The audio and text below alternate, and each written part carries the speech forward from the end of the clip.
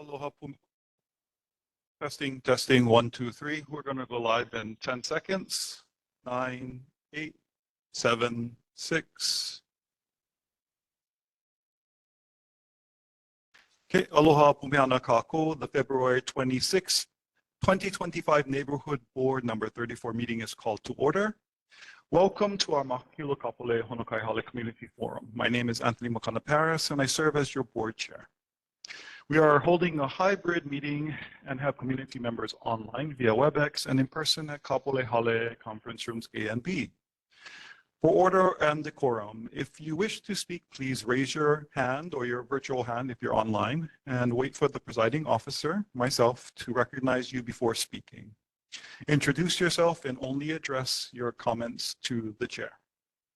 If I miss any hands in person or online, our trustee neighborhood board assistant, Curtis Hayashi, will get my attention and help me out. Okay. So if I don't get your attention online, if I don't see you, recognize you, just chat, and then Curtis will tap my shoulder. Speakers will have 3 minutes to comment on any item on the agenda this evening, and those that are giving reports may take up to 10 minutes. Presentation materials are available on the Google Drive and have been circulated. Please remember to silence all electronic devices in person and online. Please keep yourself mute unless you're actually speaking. As a reminder, please remember to state your name for the record before sharing your comment, question, or testimony. It'll help out with the creation of the minutes, and it'll be greatly appreciated. So this is our community forum. Everyone is asked to engage with the spirit of aloha. Be free to vigorously debate the agenda items. Remember to treat each other with respect, especially when you're passionately advocating. And let's honor each other by keeping to the allotted times for speaking. And collectively, let's finish our forum in a timely manner. Are there any questions on procedure at this time? Okay, hearing none, I'll ask the trustee neighborhood board assistant to do the roll call, please. Bosler. Absent. Dudley. Here. Pereira. Absent. Kapolei. I believe he's coming later. Khan. Lidstone. Singleton. Here. Online. Ta'ala. Absent. Paris. We have quorum and can transact business. So let us move forward. And we're going first with reports from Honolulu Fire Department, if they are present online. Not seeing them, we'll circle back. What about HPD online? Okay, go right ahead. Sorry. Okay, good evening, Honorable Chair, members of the community, board members, Officer Pagan with the Honolulu Police Department District 8 Community Policing Team. With me tonight is Sergeant Fumi Moroka, as well as Lieutenant Marino Carrera. I do have your stats for January. In January, we had 33 motor vehicle thefts, 14 in our area, 17 burglaries, 12 in our area, 132 thefts, 52 in our area, 20 unauthorized entries into a motor vehicle, 5 in our area. There's a total of 8,357 calls for service, 2,660 in our area. The only other thing that I did want to bring up is just to let the community know, I'm sure most of you heard, we were able to identify and arrest a gentleman for the screws on the roadway. Wanted to thank our criminal investigation division for their hard work in setting up this thing and observing and actually being able to catch him. And we're hoping that prosecution will go through without a problem, and we'll get a message across to people that this is not the kind of things we do to our community. The only other thing I did want to mention is on March 8th at Pearl Ridge Shopping Center, I think it's called Uptown, the area by Macy's. There's going to be a Celebrate Safer Communities Fair, which is put on by the U.S. Attorney. There's going to be a lot of different law enforcement agencies, as well as other security and safety booths and vendors there. So we're inviting everyone to come down, get some information, learn about your community, learn ways to keep yourself safe. You can meet with some of the community policing officers in the area as well. If you're interested in talk to them about starting up a neighborhood security watch in your area. Other than that, I'm open to any questions, comments, or concerns you may have, sir. Okay, thank you very much for the report. Questions from the board. Chair recognizes First Vice Chair Michaela Linstone. Mahalo nui, Corporal Pagan, and mahalo to HPD and the community for working together to bring about justice for our Makakilo residents with the Makakilo screws case. I saw a video on YouTube of the, just on the HPD page, and I had no idea there was a HPD YouTube page, and it was just an excellent video that communicates to the community how you went about capturing the man that, victimized so many in Makakilo. Just hats off to you and the team for that. Question though, those who are victims of this crime, is there any way they can get reimbursement or anything for their tires, any kind of way they can do that? Mahalo. That, as far as reimbursement, stuff like that, that would actually have to come to the judge, to the prosecution and stuff like that. That's one thing that they could go down there, speak to the prosecutor and recommend some type of restitution. It does kind of come out to a civil matter for that part, but I'm sure that enough of people go down there and they ask the judge for leniency on the prison side in lieu of payment for all the damage that he's caused. That may be something they can try to do. Not HPD, but the prosecutors do have a victim witness Kukua hotline as well. They can call them and talk to them and discuss what their options are in regards to looking for some type of reimbursement or compensation based on what has happened due to this case. Mahalo. Any other questions, comments, or from the board? Chair recognizes Second Vice Chair Dr. Keone Dudley. Is this working? Okay. Corporal Pagan, I want to thank you also for the taking care of that screw situation, nail situation. Wow. I'm concerned that the people racing on the freeway at nighttime now, it's getting far worse. In the first place, I think people need somewhere to race, and that's a good, nice straightaway.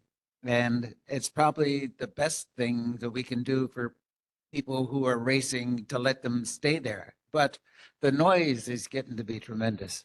I know that the neighborhood board in Pearl City is working on a resolution about it. And we do need to see what we can do to get to the people who are going to develop the racetrack over by Campbell Industrial Park. The racetrack that is closer to us there by Kamakana Ali'i, it's just too noisy for the people around there. And with the current noise, it would be absolutely crazy for those people. Could you give us some ideas of what could be done for the racing noise situation on the freeway? Thank you for your question. The only thing I can suggest, when you guys are hearing that or observing it, by all means, call 911, report any type of license plates or vehicle descriptions that you may have, so that our officers can look for those vehicles. Unfortunately, in regards to the citation and arrest, the officers would need to observe the violation. But if we do get the license plates and we can identify the vehicles within the Kapolei area, a lot of times we know that they actually head on the freeway westbound and they land up in Campbell Industrial somewhere. And our officers know that, so they can go and check the area. If they can find those vehicles, there's things that we can do as far as addressing them and, basically checking to see if their vehicles are up to date and legal and everything else. And hopefully find some type of way around that to get the message across. In regards to the racetrack, that's something that the city and the state is working on. I have no idea what's going on with that. I am also hoping that they're going to be putting it in an area where the noise will be very minimal compared to, as opposed to putting it somewhere that is going to be bothersome to the community and stuff like that. So where they're actually going to do it as of right now, like I said, I haven't been following it, so I really wouldn't be able to answer that. Thank you. Are there any questions, comments, or concerns from the community at large for HPD? Here or online? I've got my Share hand with up us. still. Yeah, I see you. Go right ahead, Board Member Mick. So I talked to Michael Kitchens today, who is the group who's doing the private racetrack out of Campbell. And within the next month, they've got a big announcement for some progress that they've made. I guess it's taken a little while for them to kind of organize a little bit to take the next step. And so it's going to realize a real good or a real big advancement in their project. And as far as the one from the other group, the city isn't really inclined to want to pay to secure a racetrack nor develop it or manage it. And the state, as far as it's concerned, I work for the DLNR and I manage the other tracks on the other islands, and those have all been turned over to private nonprofit groups to not only manage and insure it, but to develop them and to keep them running. So for now, the private racetrack option is a lot further ahead than the publicly funded one. Also, Screwman, there is an email address that is called Pat, P-A-T, admin, A-D-M-I-N, at honolulu.org.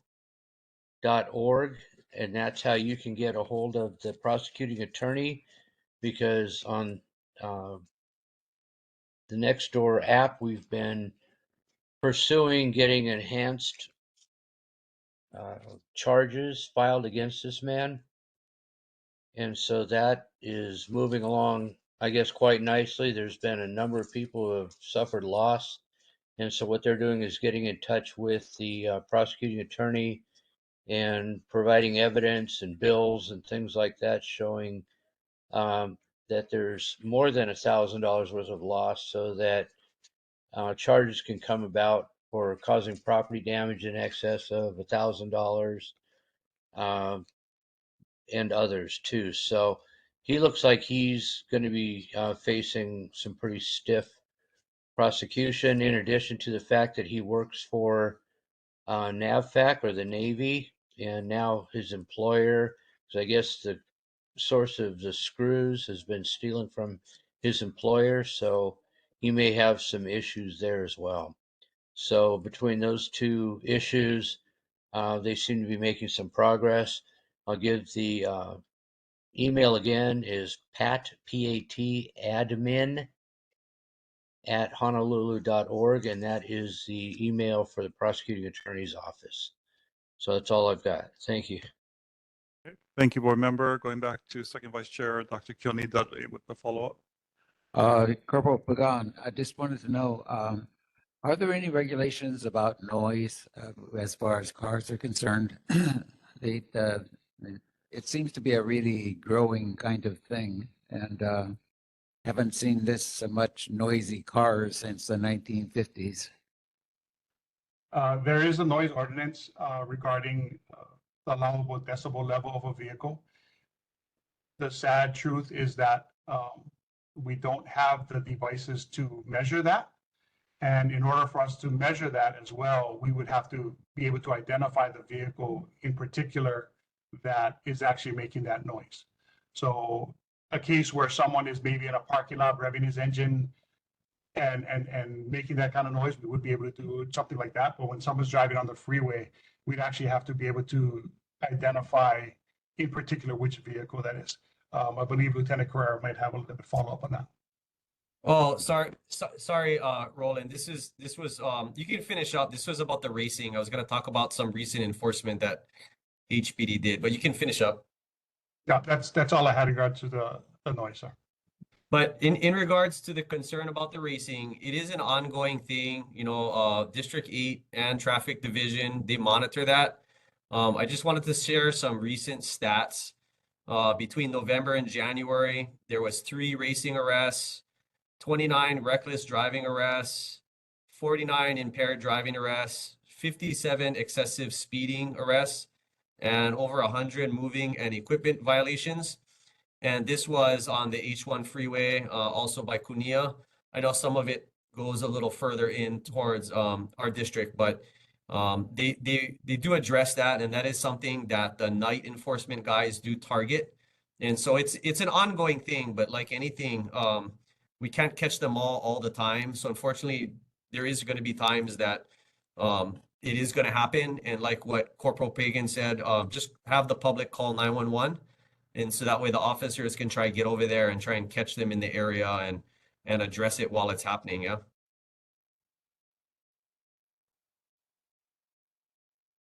Mahalo, any further questions or comments, concerns from the community or the board?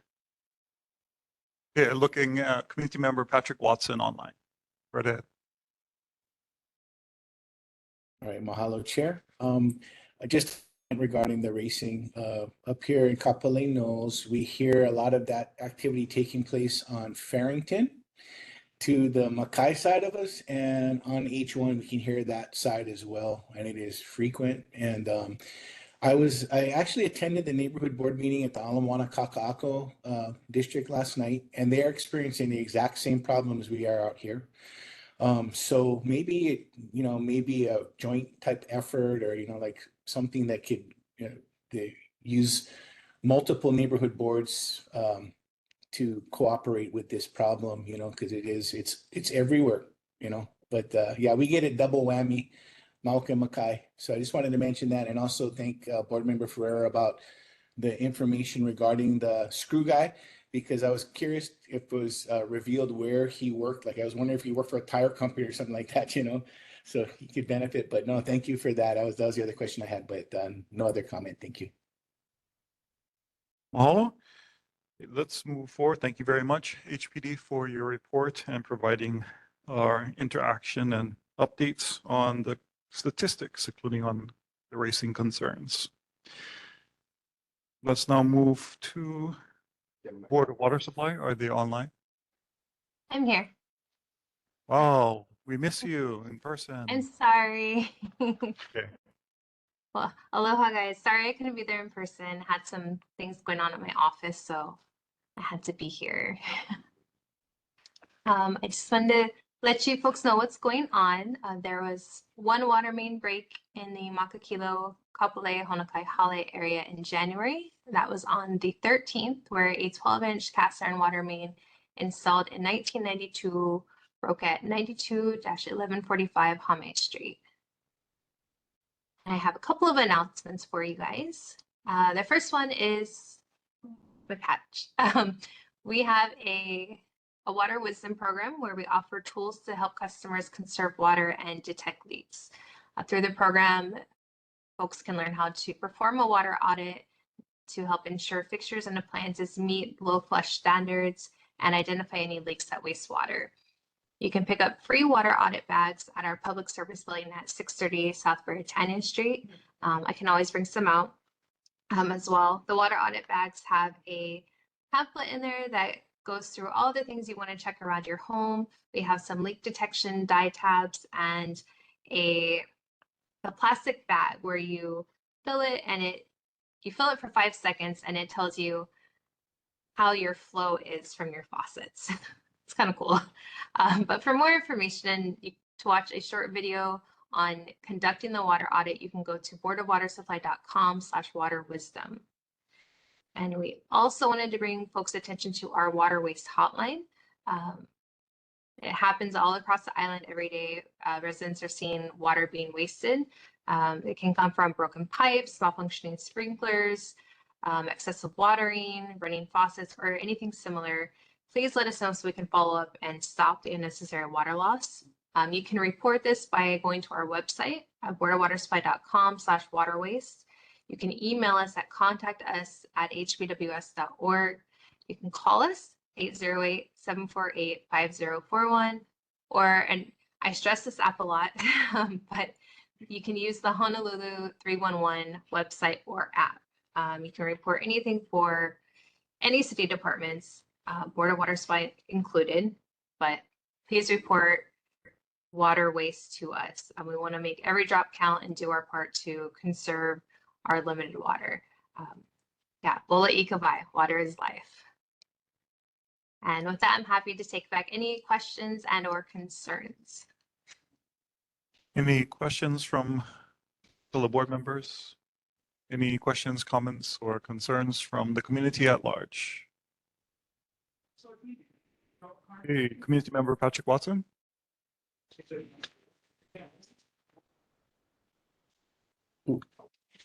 I'm sorry, I just didn't lower my hand. I'm sorry. No problem. With that, thank you very much, Board of Water Supply. Appreciate the update.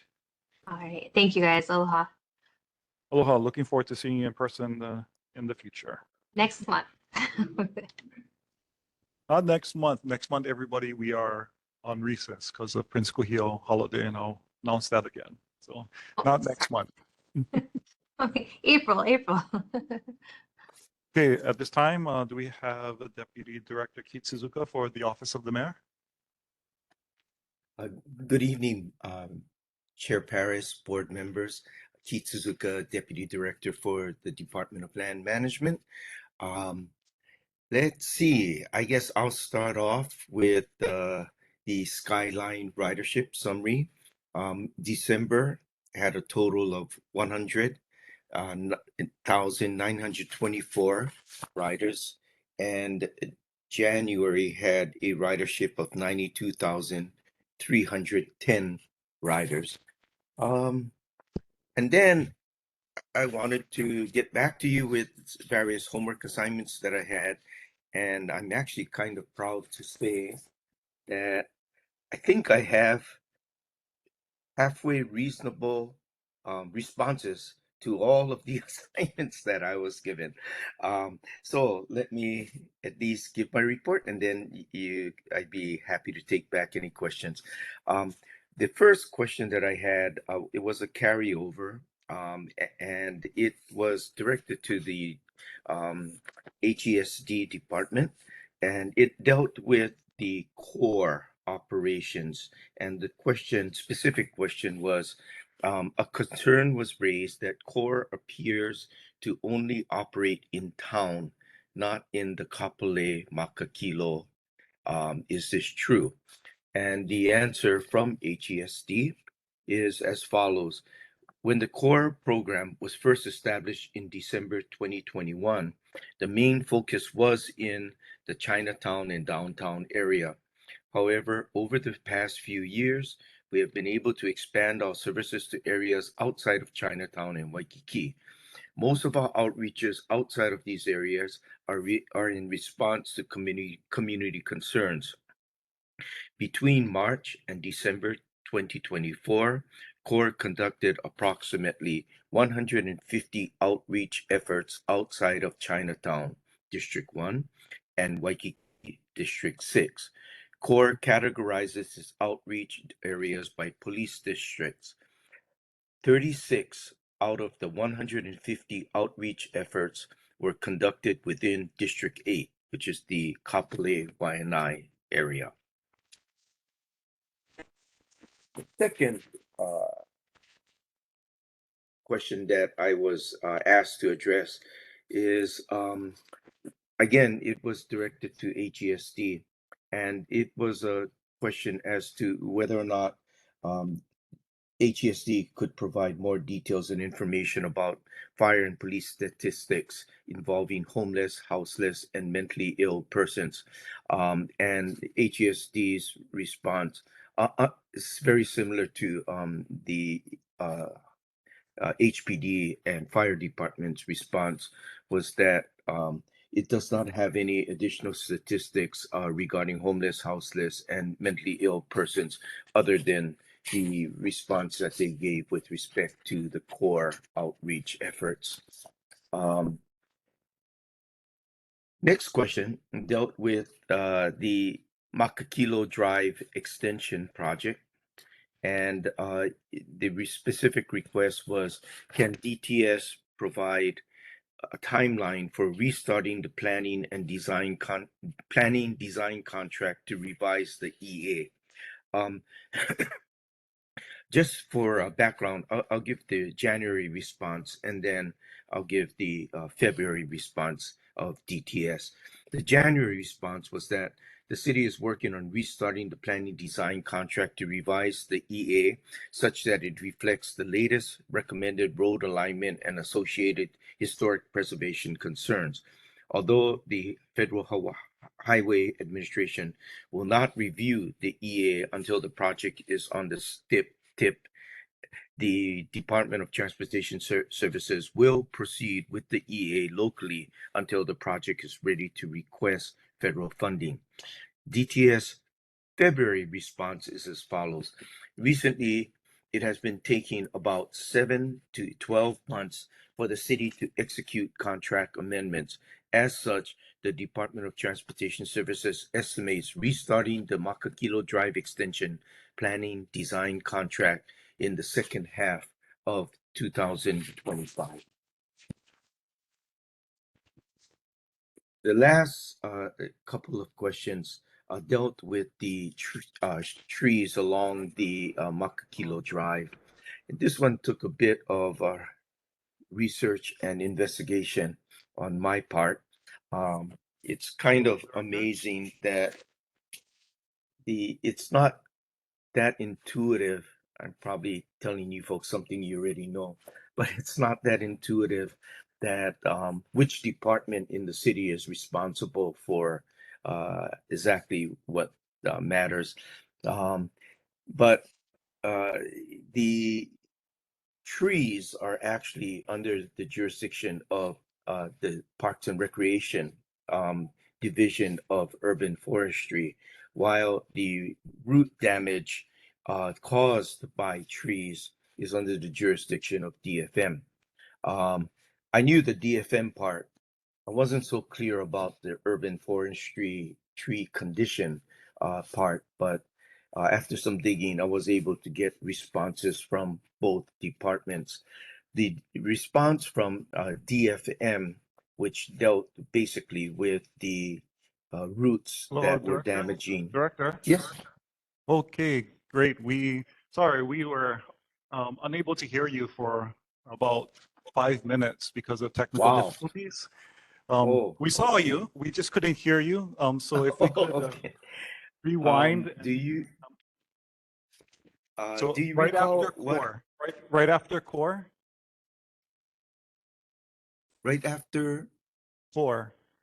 You're talking to core. us about core and being expanded outside of Chinatown, and then we lost you. Oh, okay. Let's see. Right Okay, after so that, right? okay, so now we're back out of recess, and we will continue the report. Okay. Right after for okay, that's pretty much the very beginning. Okay. Let me say and it with respect to statistics, HSD does not have its statistics just like the Honolulu Police Department and Honolulu Fire Department did not was not able to provide any statistics with respect to homeless, houseless, and mentally ill persons. The HSD does not have that type of information either. With respect to the Makakilo Drive extension, the question related to whether DTS could provide a timeline for restarting the planning and design contract to revise the EA. And I'll give you the February response, which is the most recent response. DTS reports that recently it has been about 7 to 12 months for the city to execute contract amendments. As such, the Department of Transportation Services estimate restarting the Makakilo Drive extension planning and design contract in the second half of 2025. The last thing that I wanted to report on dealt with the Makakilo Drive street trees. And this took a little bit of research and investigation on my part. And it involves two different departments. With respect to the damage that's being caused by the roots of the trees in the Makakilo Drive road, the response from DFM, which is responsible for the condition of the roads, is as follows. And I got the response on Tuesday. So this means on Monday. Inspection was conducted on Monday with the DPR Division of Urban Forestry, which is the agency responsible for the condition of the trees. So DFM and DPR went out to Makakilo Drive and took a look at the situation. There are 5 locations that were identified where the roots from the monkey pod trees in the median are uplifting the road pavement for traffic, mainly heading in the downhill direction. The team also identified a damaged pavement area between Kinohi Place and Noho Hale Street that is not tree root related. Interim patching of this area will be scheduled shortly. The repair of Makakilo Drive roadway tree root damages are being scheduled for the summer of 2025 when in-house resources from DFM and DPR are available. With respect to the condition of the trees, this is under the jurisdiction of the Department of Parks and Recreation, Division of Urban Forestry. They are responsible for the condition of the trees. And there is a tree maintenance contract for the area scheduled to start within a few months, beginning on that roadway. So within a few months, DPR's Urban Tree Division, Urban Forestry Division, will be out there taking a look at the condition of the trees. That's the end of my report. With that, I'd be happy to take back any questions or concerns that you may have. Thank you very much for the report and doing it double time. Any questions from the board members? Chair recognizes Second Vice Chair Dr. Keone Dudley. Mr. Suzuki, thank you so much for your work with the trees. The trees are really, really losing leaves, and some of them have very, very few leaves on them at all anymore. I really think that if those people are coming out in a few months, the trees will be dead. It's a question of, is it lack of water, or is it beetles or some kind of bug that's getting to the trees?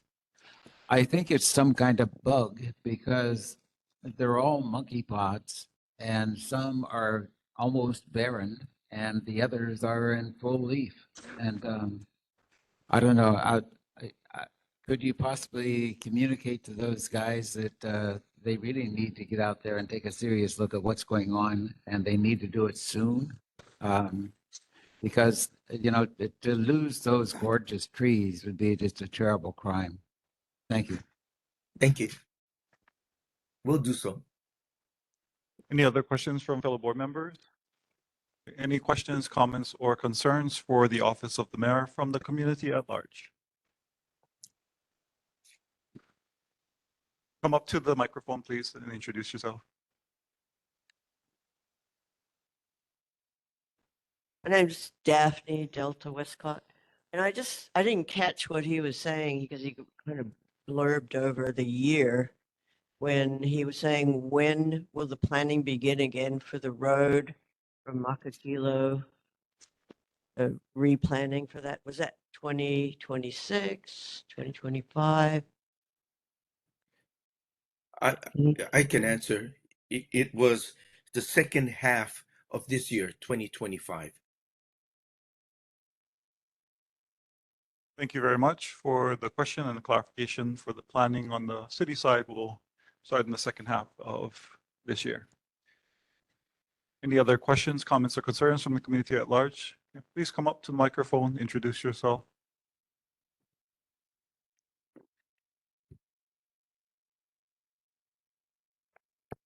Thank you for your report. Okay, I'm Ronnie Munikata. I live on Makakilo Drive. Two things.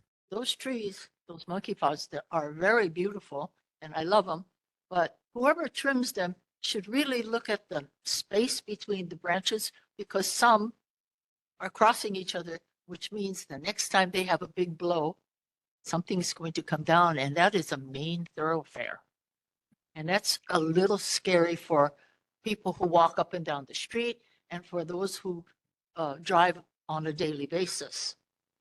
Secondly, the thing that I'm most concerned about was brought up by the Star Advertiser about the mayor's plan for those bridges across the outer line. That's a lot of money. And I'd like to know where the money's coming from because our extension has been waiting a long time. As far as I know, about 35 years. And we really do need it because people are building more and more homes. And if you've ever been through Fort Barrett and Barrington, you know that sometimes you get caught in a cycle of lights 4 times, like the other day. It's just a lot of traffic. We need another way to get out. And I'm not just talking about emergencies. I'm talking about just getting out. It's really quite annoying when you know you're going to be in a lot of traffic going east. It's even worse if you think about, all right, what if there's an emergency? We won't be able to get out. And everybody will come up Makakilo Drive and sit and block the road again. It's happened before, and I doubt that it'll get any better unless we have alternative roadways. So I'm glad that he said 2025, but it's only about 35 years too late. Mahalo for the comment. Any other comments, questions, or concerns to the office of the mayor? Recognizing Uncle Frank Ganario, go right ahead.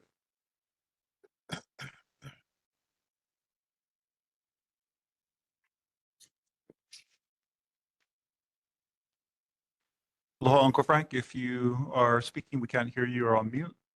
Can you try again, please? Sorry, I forgot to unmute. Just a clarification for Mr. Suzuka. We're in the second half of fiscal 2025. Is he talking about calendar 2025 for the start of the drive and the tip? Yes, that's my understanding. It's calendar year. Thank you. Next, let's go to community member Patrick Watson. Thank you, Chair Paris. Yeah, so Mr. Suzuka, I did have a question that is related to a question I had when CORE presented at this neighborhood board a few months ago when they had their outreach facility over by the Kapolei Hale. And the question was basically how much financial resource is being allocated per client, per homeless person or houseless person that enters the program. And, you know, we've heard a lot in the news lately. Sam Moku, the city's homeless czar, stepped down and it was replaced with Roy Miyahara. And then just today in Civil Beat, the state's homeless czar, John Mitsuno, stepped down. And one of the things that he was quoted saying was that the cost of the Kauhale sheds, 20 shed size shelters, they had to pay $21,000 in 1 month for electricity. So that kind of gets to the heart of the question that I'm asking is how much money per client is being allocated? Because the court people said, when I asked this question, they didn't really have an answer regarding the actual number, but they said that they were willing to, work with the person for as long as it took. But that, that leaves this open-ended, well, how much is this costing, in light of all that's going on federally with, tracking down cost and things like that. So I know you don't probably have an answer right now, but maybe you could address that and then bring a response next time. Sure. I'd be happy to talk to DCS. Thank you. All right, thank you very much. Okay, any other questions, comments, or concerns from the community at large for the Office of the Mayor? Seeing none, thank you very much, Director Suzuka, for being here with us, and appreciate it. And now let's go on to the next. We have Hawaii Department of Transportation. Are they with us this evening? Seeing none, let's go to the OMPO report from our delegate, Uncle Frank Canario. Yes, Mr. Chair, at the February meeting of the Citizen Advisory Committee, Samantha Lara of OMPO gave the executive director's report. No impact on federal funding has been seen yet, and OMPO will receive $15.6 million this fiscal year. The CAC members approved sending a bylaws change to the policy board for 2-year terms for the CAC chair and vice chair. And there will be elections for those positions at the March meeting. The staff then briefed the Oahu Regional Transportation Plan, or ORTP 2050. The projects are identified, evaluated, prioritized, and programmed for the ROTP. Scoring of a project awards points for safety, applicability to active and public transportation, commitment to reduce emissions, maintenance, resilience, land use, equity, and sustainability. The scoring to me seemed quite subjective, with examples shown as the rail project, which got 64 points, Safe Streets 75 points, and Harbor Access Roads 59 points. The briefers included miles traveled, so I commented that there also should be a criterion for reduction in miles traveled, such as points applied to the completion of Makakilo Drive. On 6 February, I sent you and other advocates a separate email on the scoring and my evaluation of the Makakilo Drive project, awarding 67 points against the ORTP evaluation criteria. I did not receive any responses from area residents applying their own scores. The new ORTP report is due in April 26. With the completion of Makakilo Drive still uncertain, it should be noted that a new schedule of 7 town hall meetings by Mayor Rick Blangiardi again does not include a meeting in our so-called second city. Despite available venues in Kapolei, the closest meeting will be at the Beach Park in Nanakuli on 27 March. Perhaps the mayor and DTS Director Roger Morton would rather not hear from those of us who want to see the drive's completion expedited. Mahalo. Mahalo for the report. Any questions from fellow board members? Any questions, comments, or concerns from the community at large? Thank you, Uncle Frank, for being our delegate to OMPO and representing our interests there. Appreciate it. Okay. Now let's go back and see if Honolulu Fire Department is with us. Oh, and Hawaii Department of Transportation. Nope. Okay. So now let's move forward into presentations this evening. Switch gears and we'll welcome up Villages of Kapolei Disaster Preparedness Emergency Plans with Crystal, Germano, and our neighbor Ruben Kelly. So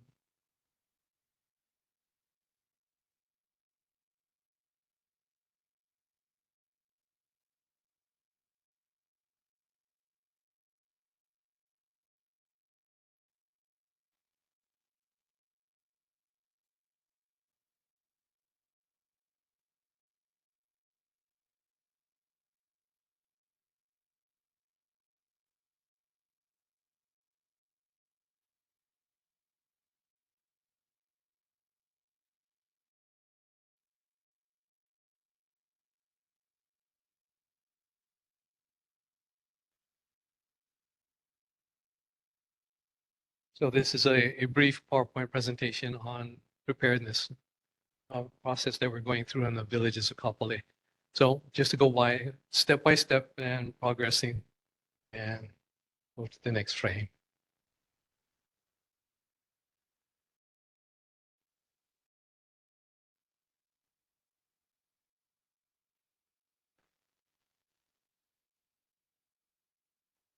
The axioms that I try and apply in all my presentations, all my efforts are, first of all, not to overload.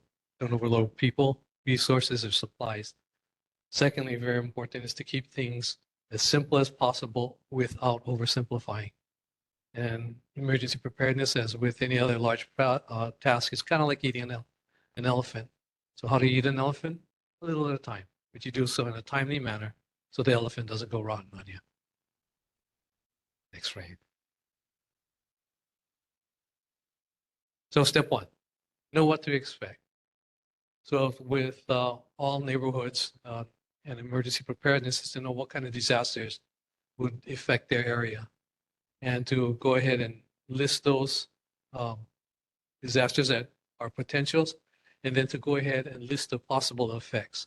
For example, for a hurricane, you might have structural damages, which may cause some residents to need to be evacuated from their homes to evacuate our emergency shelters, and also medical emergencies and urgencies. And also utility disruptions, including internet and a phone, and road blockages. Even just for a hurricane, there are other effects to be taken into consideration. But again, the big elephant, we're just going to take things a little at a time. Next frame.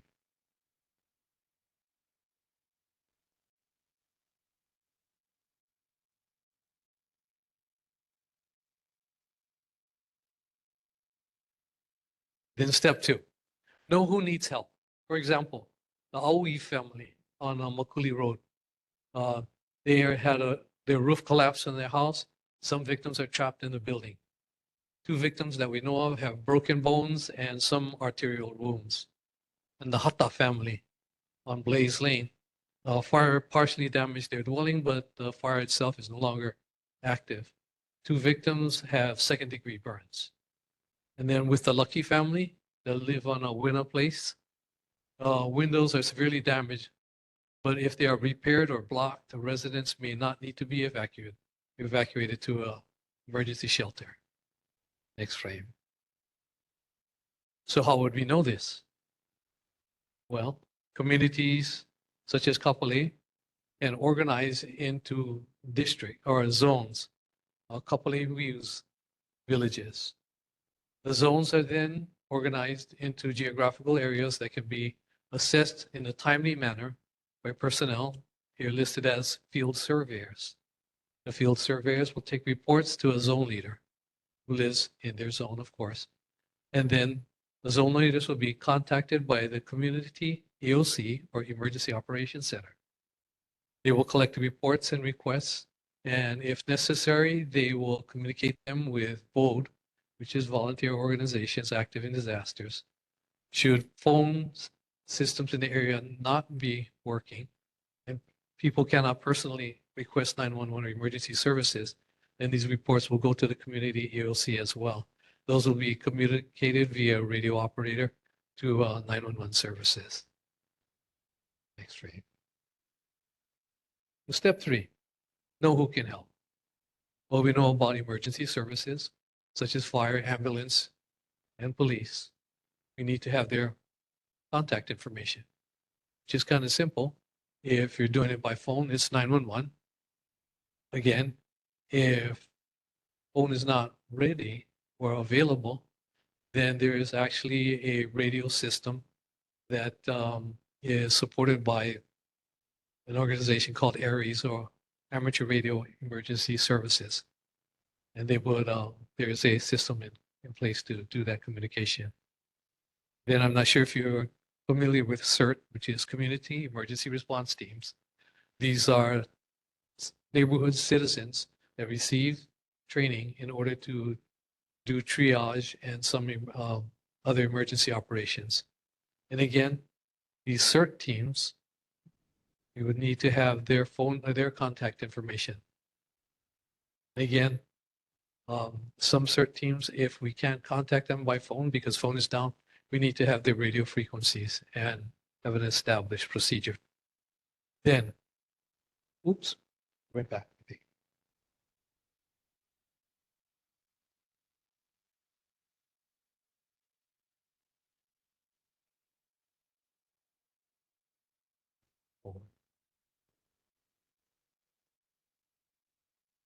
Okay. You also need to have a team. So you need to have staff for your emergency operations center. And there are different positions there. You also have to have, as we saw in the other diagram, zone leaders. And again, we need contact information and procedures. Procedures will come later. You need to have field surveyors and also community resources like Mr. Hammer and Brother Palma. Okay, next. Step 5, build a plan. Be aware. Community leaders and members need to listen for news updates and reports. And then, if, for example, I'm a community member, I hear about a certain emergency or disaster that might be coming up, I can get in touch with my community leaders and make sure that they are aware of the situation. So next is to get ready. Prepare to perform duties and operations. Have appropriate report forms and inform leaders of readiness. For example, the zone leaders will need to check in with the community EOC, as well as the zone leaders and all the other necessary staff member. Because what happens is somebody went to Disneyland, and we need to have a backup plan so that we can cover that position.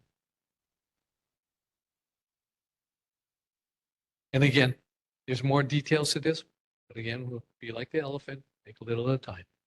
Then step 6, practice. Famous coach Vince Lombardi came up with this wonderful saying: practice does not make perfect. Perfect practice makes perfect. So some elements of practice or some objectives for perfect practice would be have regular scheduled practices, not out of the blue. And also to make sure practices cannot be mistaken for real disasters. Also, after the practice sessions, make sure that the performances have been properly assessed and then have needed adjustments. And always say thank you to all of the participants. Oh, I don't know how that one got in there, but yeah, there are training presentations available. Any questions? Mahalo for the presentation. Are there any questions from the board members? Chair recognizes Second Vice Chair Dr. Keone Dudley. I'm sorry, but I just don't understand. I think your presentation was very good. I am so happy to see that there are people who are doing the stuff that you're doing, but I don't really understand who you are and where you're from and what's going on and where the center is and so forth. I'm a resident of Kapolei, villages of Kapolei. The EOC would be at the rec center where our offices are. And are you here tonight because you're beginning to form a group of people from villages of Kapolei, or are you here tonight because you're trying to say, you guys in Makakilo, why don't you do the same thing? Why? I'll turn, those answers would be better addressed by the official person. Okay. It's the official, no. Okay. So anyway, I just want to say thank you, Ruben, because he put that all together and it was an excellent presentation that he shared with the community. But to answer your question, Dr. Keone Dudley, I just wanted to say that we are doing a call out for hopefully residents of the villages of Kapolei and whoever else would like to partner with us on putting together an emergency action plan for the villages of Kapolei in the event of a natural disaster or an emergency. So that is our goal as a community. And we now have about 5 to 6 homeowners and residents in our committee that we started who are going to be putting together this action plan in about 6 months' time. So we are doing a call out to ask for more members to come and join our committee. Hope that answers the question.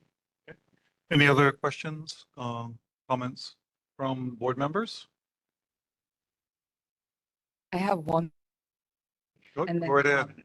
we're doing this in partnership with HAIMA, Hawaii Emergency Management Agency as well. So they're a state agency who's helping us along in this process. And are you employed as part of the Villages of Kapolei? And so you've got an office and you're kind of organizing this thing from your office? Yes, I do serve on staff at the Villages of Kapolei Association, and we do utilize our rec center facilities to host the committee meetings and such. Once we put together, go through our module steps, put together the plan, the plan will then thereafter be shared with the City and County of Honolulu and all of their agencies such as HPD, HFD, and other emergency services in our community to have on hand. Good. We've had some bills before the legislature, and I don't know if Chair Paris has anything to say about those bills, whether any of them are still alive besides the two that. Are you aware? No. Okay. As far as I could see tonight, every bill has died except for one in WHAM, the Ways and Means, and one in Finance.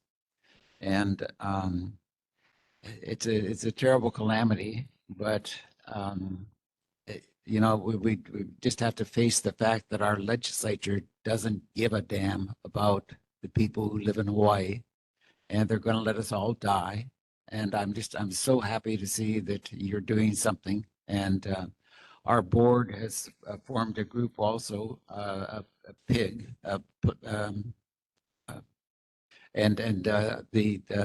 we can meet and work with you guys and so forth. And Chair Paris is the chair of the committee, and we had a meeting last night. And wow, I was really, really impressed with what we're doing and the people working with us. And Mike Singleton is also working with us, and I think we're beginning to get something going. I do think also that I've been in contact with Rep. Case, and he doesn't seem to be very anxious to get any money from the federal government for us. I told him we need $1 billion this year, we need $1 billion next year, and so forth. And he writes back that maybe FEMA can help us out. Well, there might not be any FEMA in another month. So things are really moving, though, as far as the collapse of different parts of the government, and maybe we can move around that and get some money out of the Congress just because it would come directly to us. So we'll see what happens. But I'd like to see us working with you folks. Thank you. Thank you. That sounds good to me too. Great, thank you, Dr. Dudley. Thank you for views regarding the permitted interaction group between our board and EBA.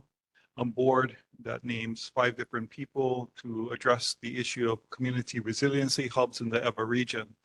Because currently in our general planning for the area, there's been 8 different locations that have been identified as potential community resiliency hubs, but no further action has been done at any level that we know of. So we want to make sure that we help Kokua, because in the event of you need to go get the uncle and auntie and the cousin in those houses that had the fire damage or that needed one house, there's no place that they can go to right now that's been certified, to our understanding, to take them in within our region. So that is one part of the puzzle that we need to continue to work on. Okay, well, thank you again for the presentation. Any questions or comments or concerns from the community? Let's go to Kieran Polk online.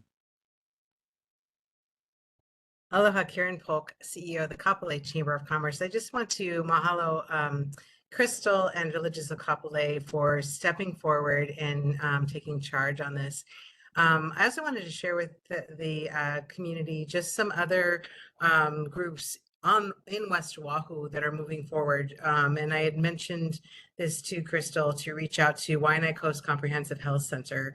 They are very active in their community resilience hub and informing it and actually moving forward. They've actually been able to secure some federal funding for their cause in different sectors of it. But it's well worth the time to reach out and share so they can share what they've done. And I also know, of course, there is a group in Campbell Industrial Park that is centered solely and really focused on the industrial area. But I also want to share with the community from the the advocate and advocacy for our business community of all of West Oahu, the Kapolei Chamber, we are really trying to at least bring awareness for our business community. We had a breakfast panel event in 2024, and it was called "What's Your Superpower?" And we really we had someone from HIEMA, DEM, and a couple of the representatives from Waianae Coast Comp sharing how they put together their hub. But we talked really from the business community sense of how to find out what your superpower is, what you can bring to the community to help and make planning ahead of the emergency, as well as looking at your organization, the POS systems, the power goes out, communications, all these things that we saw impacted in Lahaina after the fires. So, you know, we are moving forward. I just recently met with the City and County Office of Economic Revitalization, and they just received, it was in the news recently, $199,000 in a grant for emergency preparedness. And so we're going to partner together and work on at least, you know, on the west side, being able to roll that out and work together within the next year or so on that. So I'm super excited, but I wanted to bring these things to the community's awareness of what we're working on at the Kapolei Chamber. Thank you, Karen, and all of our business neighbors that are taking disaster preparedness seriously. Really, really appreciate it. Let's go to community member Sheila Medeiros. Aloha board. Thank you, Crystal. And I'm not sure the person who presented, but thank you for that information.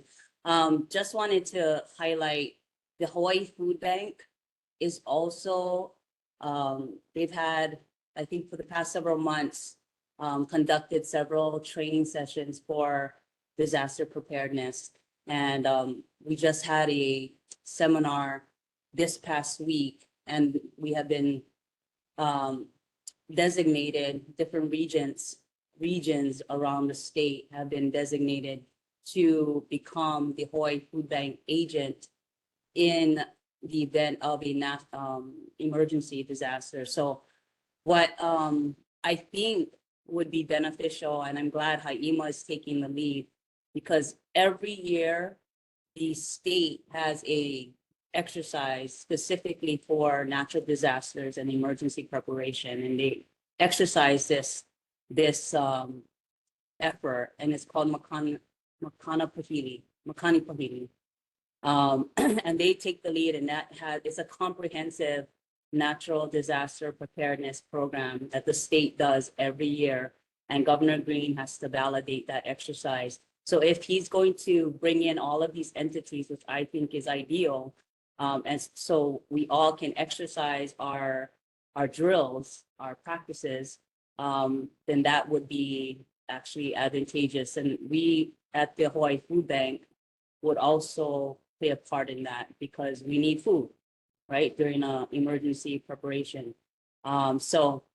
Thank you so much for taking the lead. I hope that other subdivisions within this community, like Kapolei Knolls, Makakilo, Barbers Point, Ailoa, and Honokai Hale, that they feel that there is a need to have their own team.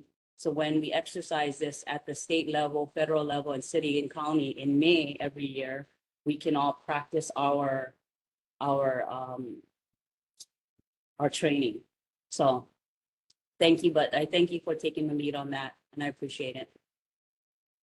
Mahalo for the work that you've done in the food bank. We really wanted to acknowledge we have 3 food banks within our region, including the one of Message of Peace Ministry at Kapolei High School, the Armed Services YMCA at the Daniel K.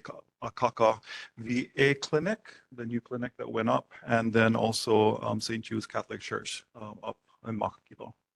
So mahalo for all of those people doing those works. And it's super awesome to hear that we're connecting together on emergency preparedness in our community forum, because sometimes when we do stuff, we all think we're doing it alone. Okay.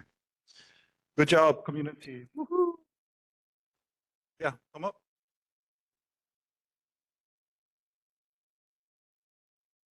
So that one screen that has like the quadrants. Name, please. Oh, I'm sorry. My name is Kara England, resident Kapolei.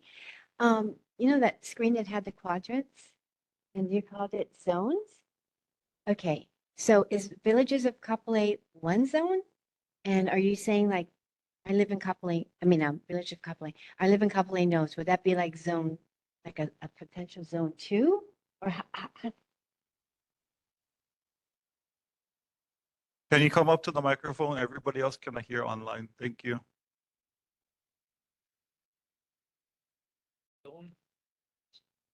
The zones in the diagram are actually villages. For example, zone 1 is Kumuiki. Okay, all the rest of the zones have a name. Awesome. So all of the zones are by their particular village or subdivision itself. Yeah. Yes. Okay, makes sense. Okay, so like you're asking for the community in general. So if you're, let's say Kapolei Knolls, we would have something like Yes. that. Oh, okay. Thank you. Yeah, let's do it.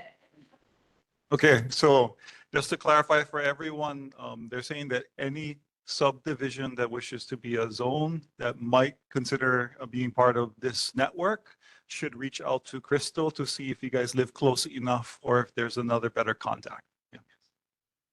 Again, this was set up for the area, the Kapolei area. The model can be adapted to Waianae, Makaha, or Makakilo.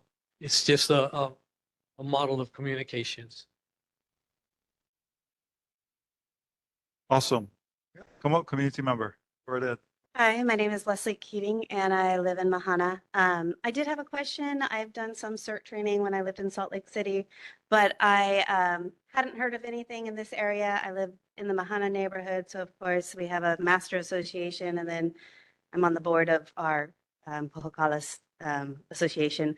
But it would be easy enough for us to set up zones in that manner, but it would take some effort to begin it. So I was just curious if your meetings would be open to observers only, like that wanted to set that up in that situation, or if there's a larger program of training that, allows people to learn how to set it up like you do. So it's not something I know how to do myself. I've only done limited training, so.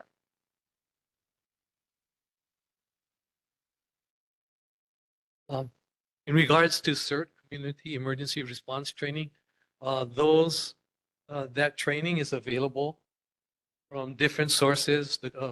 There are 3 people that I know of offhand that live in the west side that actually can initiate this training. Also, it's available from the city and county of Honolulu. And it's something that I encourage everybody to get, CERT training. What would happen, or the beneficial thing to happen is that you would form groups. And of course, a group might be available in this neighborhood, another one would be available in this neighborhood, or in different villages. So now, as a response to a disaster, your emergency operations center can say, okay, we have a report from Tough Luck Street, and we need to send out a CERT team. Then the emergency operations center will have the contact data and be able to get in touch with the team leader. And after a disaster, your CERT teams get together right away, and you get ready to deploy. One of the things that CERT training teaches you to do is to how to assess different problems, and they said you can be sent out just around the neighborhood that's affected. But with, for example, the communications module that I presented, instead of having one team that has to run all the way around, you have your field surveyors report to your zone leaders. If we need CERT, we get in touch with the CERT captain in the appropriate area, and we ask them to go ahead and respond. I just wanted to answer the other part to your question about if you can come to our meetings, and the answer is yes, you're welcome to come and see an example of that happening firsthand. Awesome. Any other questions, comments, or concerns from community members? It's super exciting to see our community members getting more involved in disaster preparedness. Yeah. Let's move on to the next presentation of the evening and welcome up Neil Anthony Sims, CEO and founder for Ocean Air Offshore Aquaculture. They're proposing a farm out in Ewa, Oahu for fish and limu. This is their second presentation before us. Mahalo, Chair. Yes, I presented about a year ago, and so this here is just a quick update, a reminder, if you will. The purpose of why am I back here again? We're still moving this along with various discussions with different agencies and other stakeholders. Office of Conservation and Coastal Lands has asked specifically, what is the neighbourhood board's disposition towards this? And so I think we would be very grateful if there was some read from the board as to what's your inclination towards this. So Curtis, if you could just flick through this, please, to the next slide. This is just who we are, what we do, what drives us. The environmental imperatives, we see that the way that we as marine biologists can address this is by growing more limu and by growing more fish. We do both limu and fish in Kona.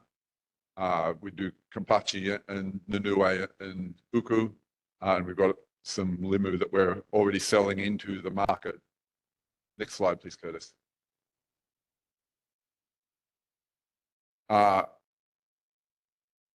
This is an older presentation. Sorry, so we can just flick through this. Sorry, this was the previous one. There's a more recent one that I had sent. And so this is just talking about where we grow the limu. This is where we grow the fish. This is the nanue that we're working on. Now, if you can just stop there. This is a bit more of a background on us as a company. We were the original founders of the Kona offshore fish farm that's producing the Hawaiian kampachi. It's been in operation now for about 20 years.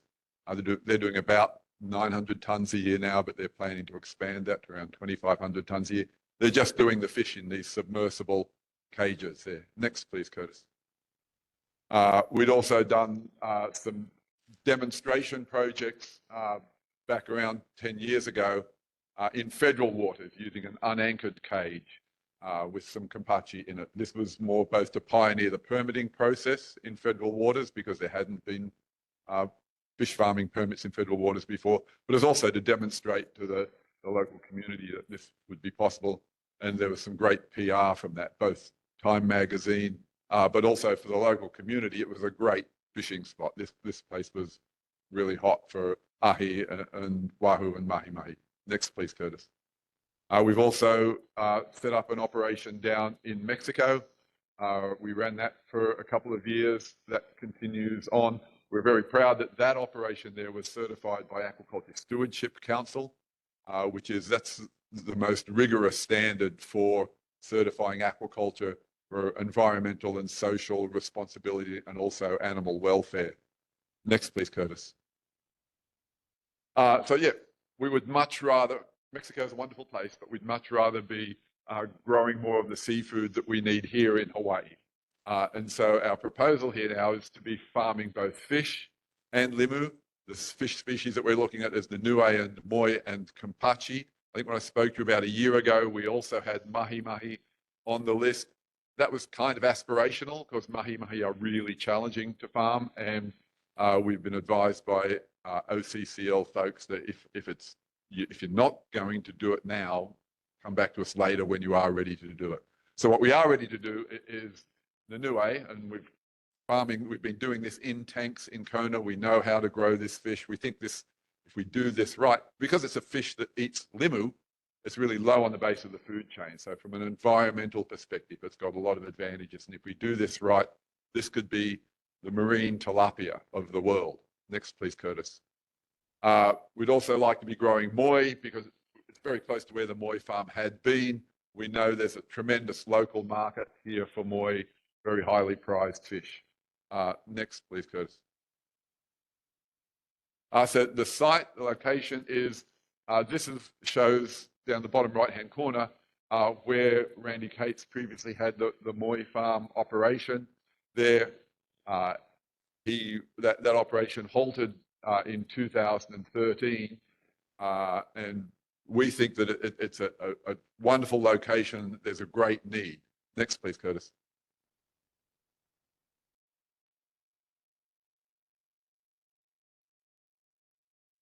The Halamenia, which is Limu lepe ohina, and also the ulva, which is the sea lettuce. I brought some samples I would like to share, and these are selling this to Kona and some Oahu markets.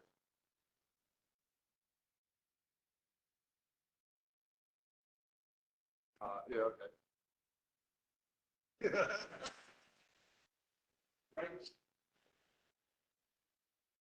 We like to think of it as bacon caviar.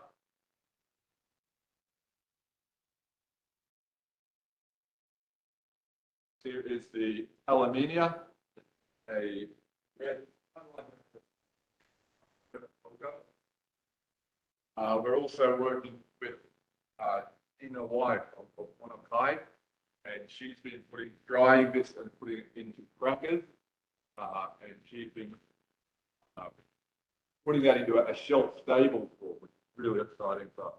And then this is the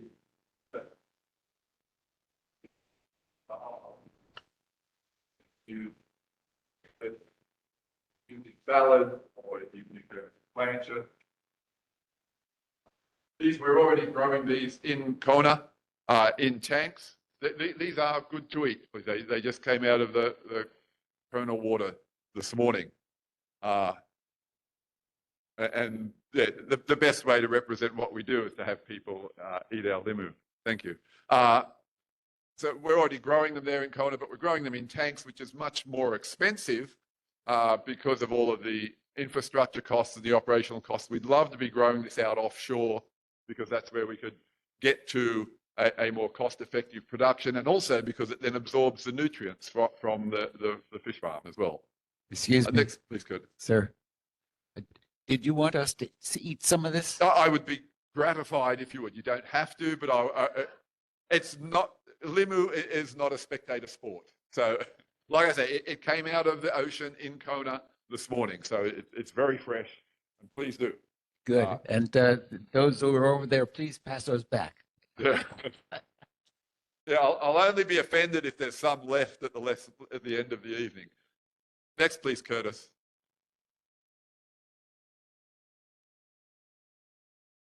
So this is just to give a bit clearer idea of the site. It's just straight out off Honolulu, a little bit deeper than where the moi farm was. We like deep water. Next, please, Curtis. The idea is that we would have 12 net pens there. They'll be about the same size as the pens that are now in Kona, but they'll be submersible pens that we can also bring up to the surface so that we can be putting the limu in close to the fish pens. Next, please, Curtis. This is a zooming in on the pen, so there will be a wide spread of anchors. You want to make sure that your pens stay in place, and then they will be able to be raised and lowered within each of those squares there. This is a technology that we had used in Mexico with those pens, and it's similar to the operation in Kona. It's just a different style of pen. Next, please, Curtis. We're looking at 3 alternative sites. The preferred alternative is about 1.7 miles offshore, about 230 feet deep. There's another alternative which is out a little bit deeper, but if you go deeper, you need to have your anchors spread out more. And then there's another alternative further down to the west, closer to the mooring of the offshore moorings there, and that's actually a little bit shallower. And so we don't like shallow water. So the ideal site there is the preferred alternative around 230 feet deep. Next, please, Curtis. So this is just the summation here. I'd gone through this in more detail a year ago, and I hope you all remember that. But just we've done this before. It's proven that to do this in offshore waters, it's low environmental impact. And what we're wanting to do is to be able to grow limu and fish that feed low on the trophic levels there. The co-culture is really important for us to be able to demonstrate that we can do that.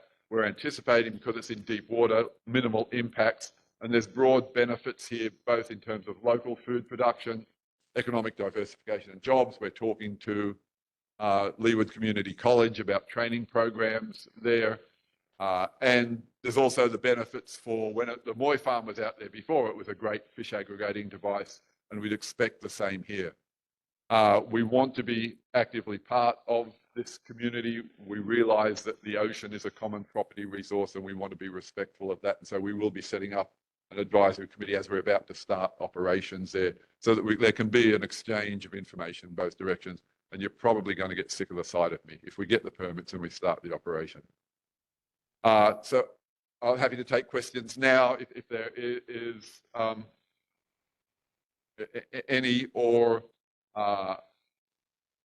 if we can move on. We'd really appreciate it if the board could express their sentiments, their disposition towards this or OCCL. Thank you. Thank you very much for the presentation, and note there that we have in board business 6B taking an official position on this.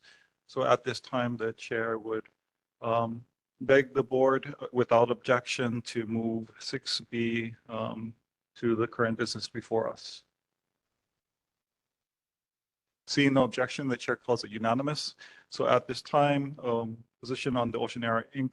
proposal for an offshore aquafarm in Ewa, Oahu for fish and limu we're open for a motion from the board. So moved. Support. So it's been moved and seconded by Mikaela Lindstone and Tony Dudley to support the proposed project from Ocean Era Inc. For offshore aquaculture farm in Ewa, Oahu for fish and limu. At this time, we would open up to public testimony. Anyone from the community would like to express their support, their concerns, raise questions. Now's the time. Public testimony, come on up. Yeah.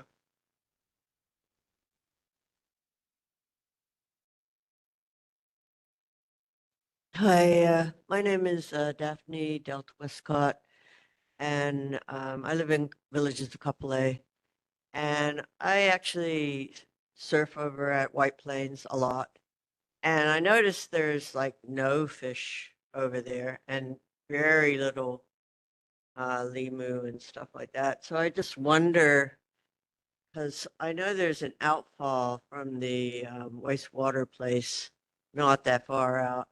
This would be about 1.5 miles, and I think the outfall is about 1 mile. off the coast there. And I just wonder about the impact of growing something that we're going to eat in an area like that, and how well it would do, you know. And also how much pollution from the fish there would be in the areas around it, how it would affect the ecology of the ecosystem that's already existing there. And because there is some lever that grows along the coastline on that ever side of a beach area.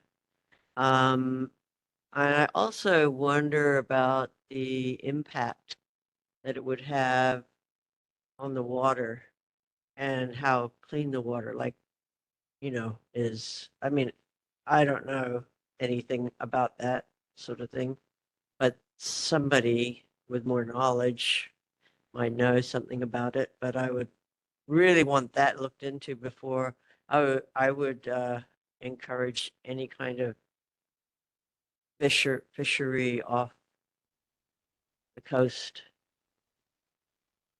Thank you very much, and we'll give the opportunity to respond to Neil Anthony Sims from CEO and founder of Ocean Era Inc. I would just like to note that those questions were similarly raised at the last time. So people were wondering at the last presentation, and they gave a wonderful response. So hear it now again. Thank you very much, Chair. And thank you very much for that question. I mean, this is a common question for when we're talking about offshore aquaculture.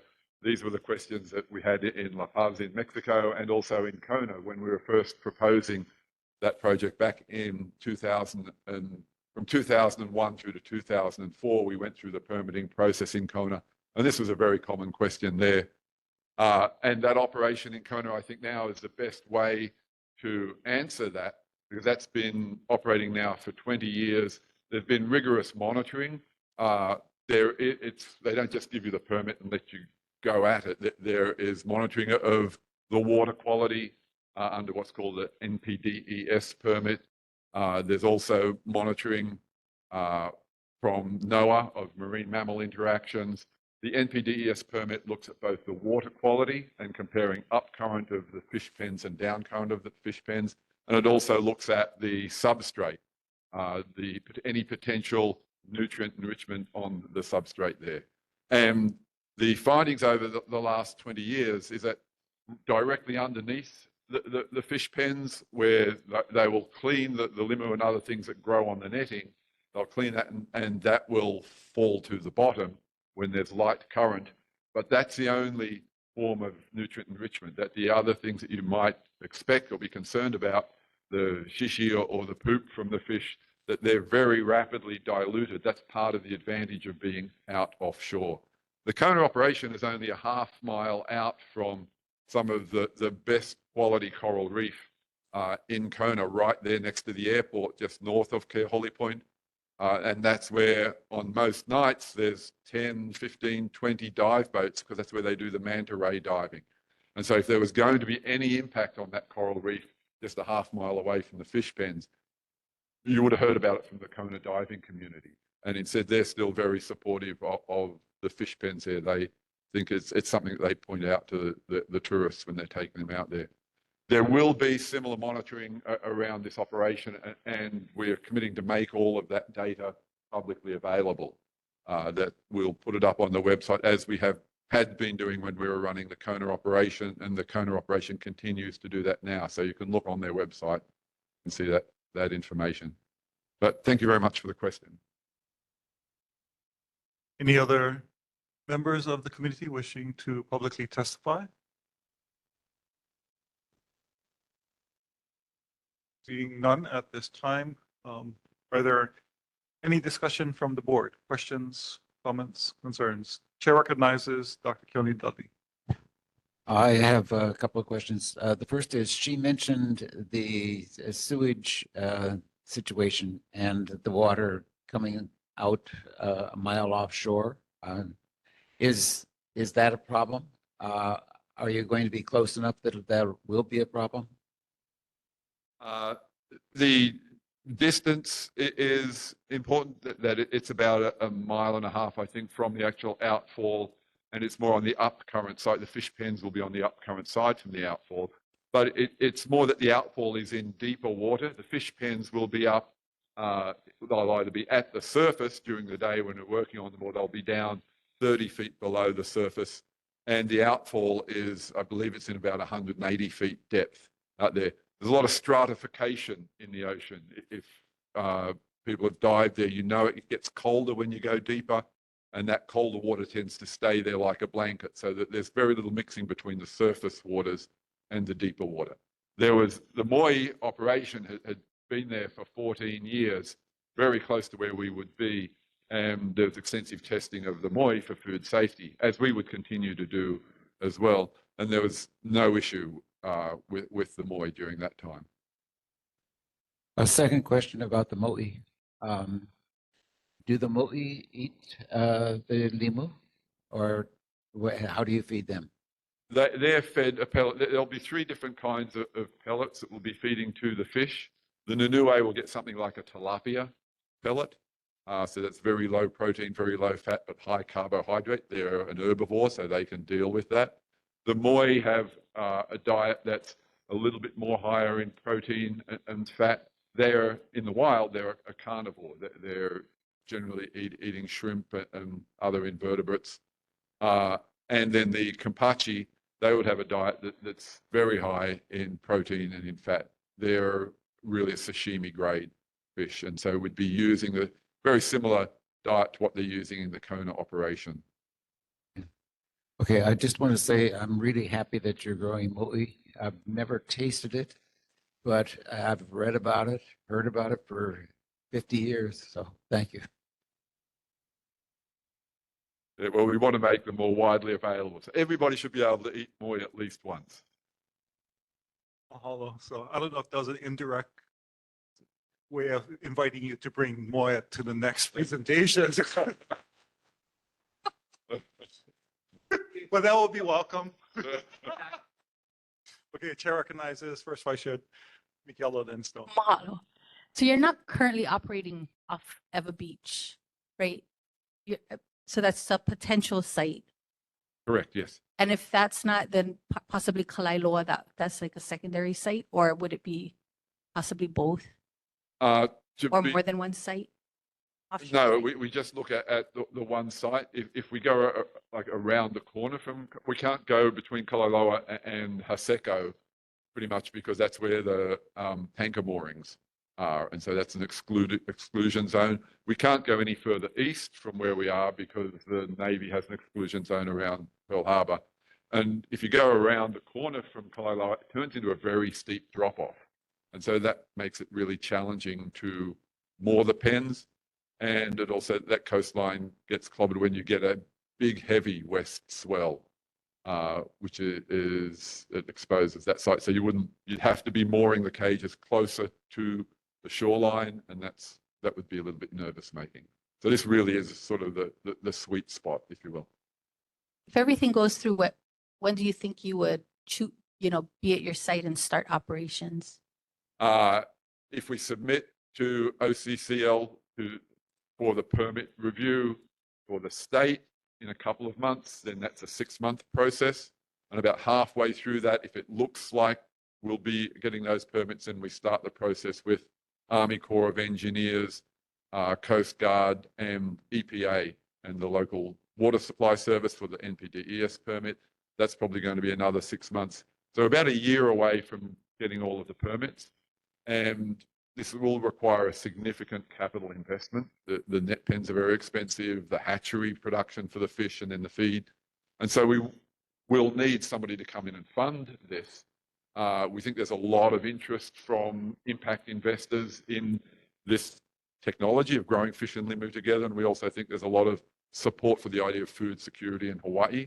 So we're hopeful that we'd be able to find the money, but we have no guarantees. We can't go out and talk to investors until we've got the permits, or till we're close to getting the permits, because then they laugh and pat you on the top of the head and say, come back when you have the permits, Neil. So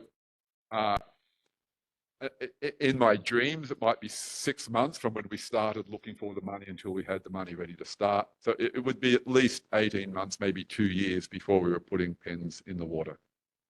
And about how many, you brought 3 varieties of limu. About how many varieties will you grow? Or is it mostly these 3? Mostly these 3. This is where we've had really good traction in the market already.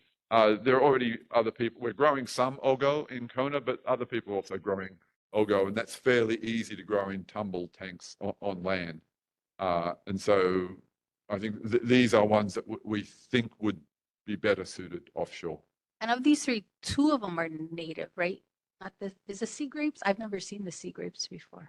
The sea grapes are, they're in Isabella Abbott's documentation, she calls it native. It doesn't have a Hawaiian name other than limu, which suggests to me that maybe it got established here very early on. But it is throughout the rest of the Pacific. Maybe it was incidentally introduced, or maybe it was deliberately introduced, because a lot of other Pacific Islanders, Okinawans, all know that and eat it. In the Cook Islands, I lived in the Cook Islands for about 8 years, and that's the only limu that I ever saw people eating. That was the limu. People love that. Yeah. And so the community benefit is basically moving closer to food sovereignty, which we all support. So mahalo. Right, and we'd also like to work. We understand Ewa has a strong traditional association with limu, and there's a lot of efforts there through Uncle Wally Ito and the Kua folk to re-establish some of that limu there. We'd like to be able to, that's what we want the community advisory group to help us with. How do we do the quid pro quo? Yeah. Mahalo. Any other questions, comments, concerns from the board members? You're all online. The last question I have that I've been considering is, since you talked about financing, is your company open to allowing for environmental social impact financing from the surrounding community members? Absolutely, yes. I think that is the sort of investment. That would be for us ideal, because then you've got people that are emotionally invested and really committed to that sort of connection to the community. What actually Curtis was showing here was an earlier version of this. The most recent version that there was some confusion about that. But it shows we do have letters of support from Conservation International and Environmental Defence Fund. And Conservation International also has their own impact investor, an impact fund, investment fund. And so we'd also be speaking to them to see if they would want to be partnering in this. Sounds good. So is there any other discussion? Seeing none, the motion is to support the Ocean Era Incorporation's proposal for an offshore aquaculture farm in Ewa and Oahu for fish and liu. Is there, all those in favor, excuse me, say aye. Any opposed, say ole. Any abstentions, say kanalua. Hearing none, the chair calls it unanimous. Congratulations, and we look forward to the next presentation. Thank you very much, Chair. I'm going to leave these samples here. We've got plenty of limu in Kona, so please somebody take these home, share them with your ohana. Mahalo nui loa. Appreciate it. At this time, we'll welcome public input. First, going to our neighbors. Anyone online or in person that would like to raise concerns, ask questions, bring up issues in our community, please come to the microphone or raise your virtual hand.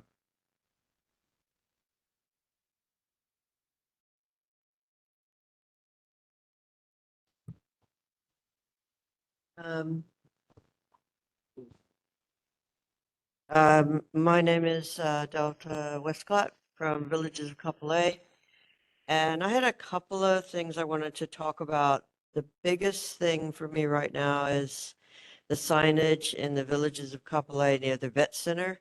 We had a sign there that was like no U-turn, and when they started building there, they took it away, and it never been replaced. And in a couple weeks, they're having, I think, March 26th, the vet center is opening, and that sign needs to be there so that people know what they should be doing at corner of Kealanani and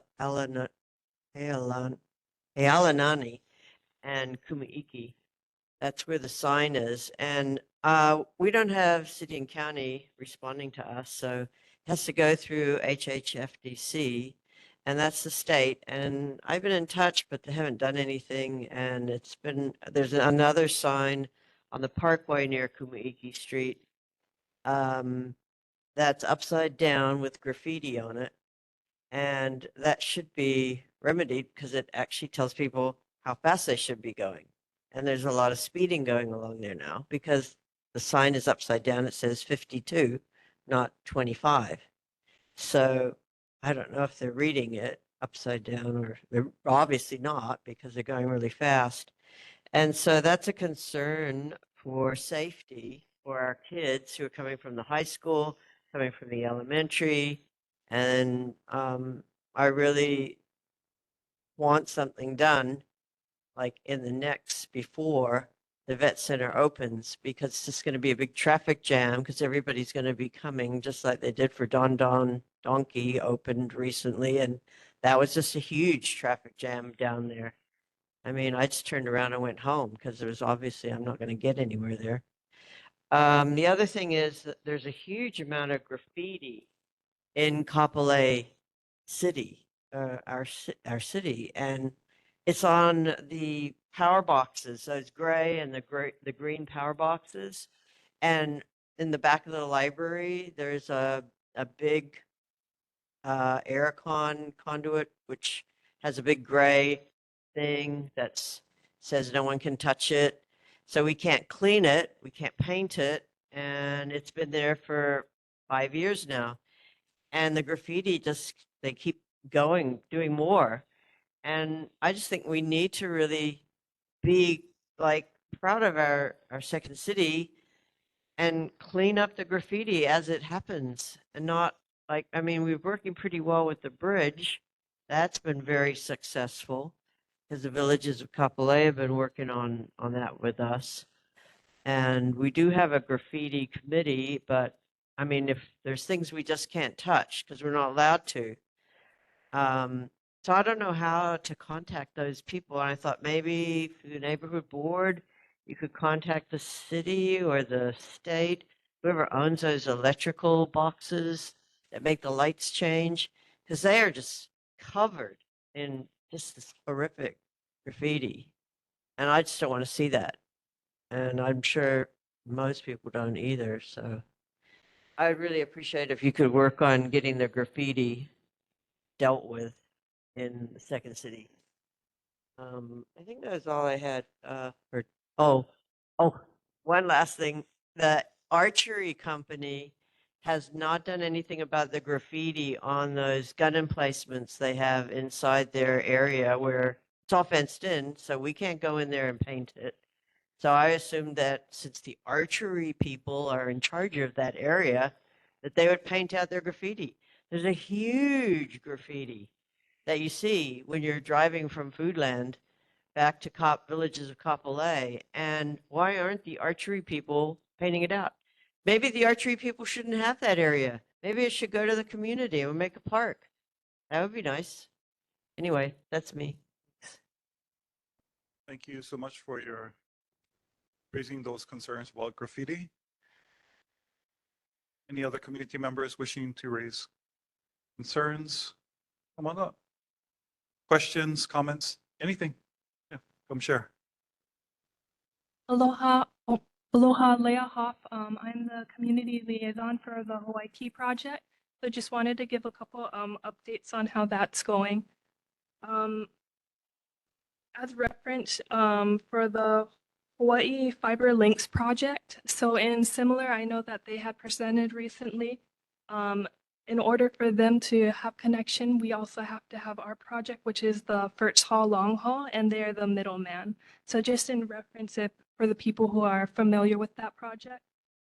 And then we've completed the offshore survey confirming that the boards that come out of the sand are not hitting coral or affecting the fishery at all.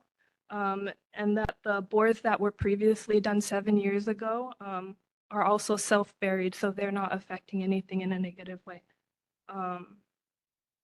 Just for the sake of time, if anyone has questions, we did put flyers in the front, and you can email the community@hawaiki.us, and that's HAWAIKI.us. Thank you so much. Can you make sure that we have a digital copy of that so we can circulate it online? Thank you. One more thing. So sorry. And we will also be working with Representative Darius Keela's office to do some community meetings as well, so people can interact with the team. Awesome. Thank you for coming here and talking story early. That's good. Any other community members wishing to speak? Come on up. Hi, my name is Kara England. I'm wearing another hat now. It is with the Rotary Club of Kapolei, president here. So in the past, I have kind of shared with everybody what we had been doing. This time, it's about what we are planning to do in the month of March. And I'm encouraging anyone who would like to join us on any of these projects. And you can get in touch with me. I'm the president of the Rotary Club of Kapolei. We're online, but here, you guys are ready? Here it goes. So March 1st, this Saturday from 8:30 to 10, we're actually partnering with Uluai at the Hula Mound. So we're painting, we're helping them weed and seed and do all kinds of projects there. So that way, hopefully one day we can seed the stage so that we could have some hula performances and practices there. So March 1st from 8:30 to 10. And the following Saturday with Project Nehemiah, the Rotary Club of Kapolei is helping with a food distribution. It starts at 5:45, you guys. You have to show up at 5 because the truck arrives at 6, and then we need to bag, and we're done by 9. And then on March 15th, we're back at the Rotary Club in the Hula Mound to continue the work that we do on the first Saturday. And then lastly, on March 28th, if you'd like to join us at the Boys and Girls Club of Eva Beach, it's another food distribution, and it's from 11 to 1. Okay, so I have my my little thing here at the end. Alone we can do so little, together we can do so much. Helen Keller, thank you. Mahalo. Thank you for the good work and partnering with our other community organizations to make our community better. Awesome. Any other community member okay. Oh, come on down. Good evening, Chair and Neighborhood Board. My name is Jeannie. I'm a representative for Andrew Tupola's office. I'm one of her community case managers. I'm just here to report that whatever was emailed to you guys, if you have any questions, concerns, I am open to take back information to present it to my team, and we can go ahead and go about to giving you back your information. But if there are any other questions or concerns, I've already got from Auntie Delta. Her concerns are reference to graffiti and the possibility of that sign. But, you know, in reference to HHFDC, that's an area that we're going to have to try and clear up. But other than that, is there anything I can help you all with? Are there any comments, questions, or concerns for Andrew Tupola's office? Chair recognizes Second Vice Chair Dr. Kioni Dudley. You know, we've been talking about this Bill 65 from 2023, which changed everything as far as the building code was concerned. The city council started off by supporting the state building code as far as safe rooms and hurricane preparation and such things. And then evidently a union came in and bought them, and everybody turned their vote exactly the opposite. Now, I don't think that Councilwoman Tupola was there for the votes, but I would like to know more about, is there anything we can do? Today it became obvious that the bill before the legislature, which would have made the entire state have to build according to the state building code, it died. And So, the question is, how can we get the city council to turn around? But there's just no question in the world that many, many, many thousands will die in the first hurricane. And we've got to start doing something. So I wish you could take a look at that and see what we can do. Okay, thank you. Yes, Dr. Dudley, I'll go ahead and send that in. Awesome. Any other questions, comments, or concerns for Andrew Tupolo's office? I recognize there's people online that were already in line to speak, doing comments, but do you have a question, comment, or concern for Andrew Tupolo's office? If your hand is up, take it down, and then I'll call on you. Okay, now somebody took it down. 3 people took it down. Okay. I don't remember your name, so can you put it back up and then I'll go in order. So we'll start with no.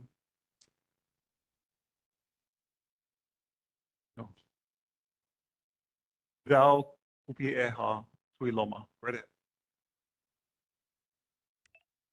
Aloha Chair, aloha board members. I wanted to raise a concern. I'm not sure if this was brought up. I missed the last meeting.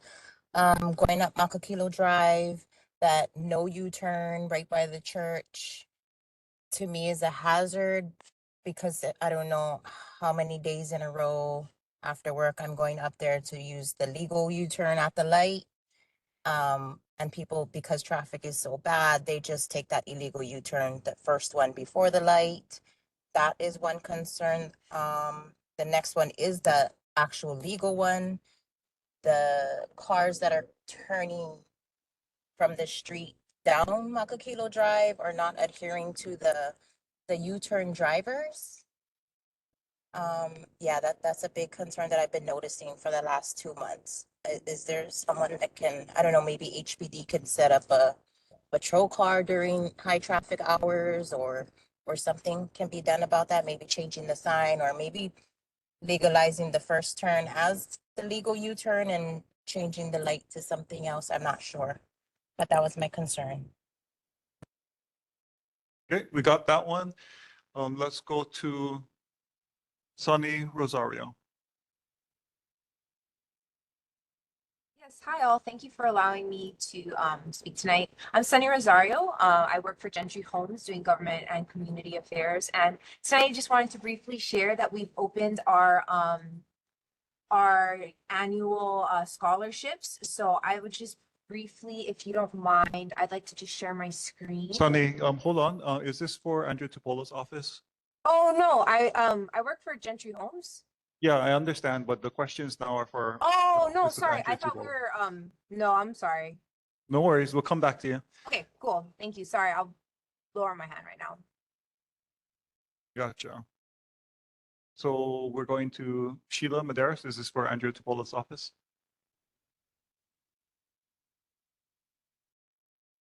Not hearing Sheila. Let's go to Patrick Watson. Thank you, Chair. Yeah, I just had one question for Councilmember Tupola, and that is if there is any update regarding the use of the emergency road connecting Kualakai Parkway with the Makakilo Drive area. I know that she was working with, who's it, Manning, in terms of getting emergency access to that side road. So I just wanted to know, I'm sorry I missed one of the previous meetings, if there was any updates regarding that. Just to reconfirming it, you said Kuleaka Parkway and Makakilo Road? Kualakai Parkway, just the road that connects the Makakilo Drive area where it ends over to basically H1 and Kualakai Parkway.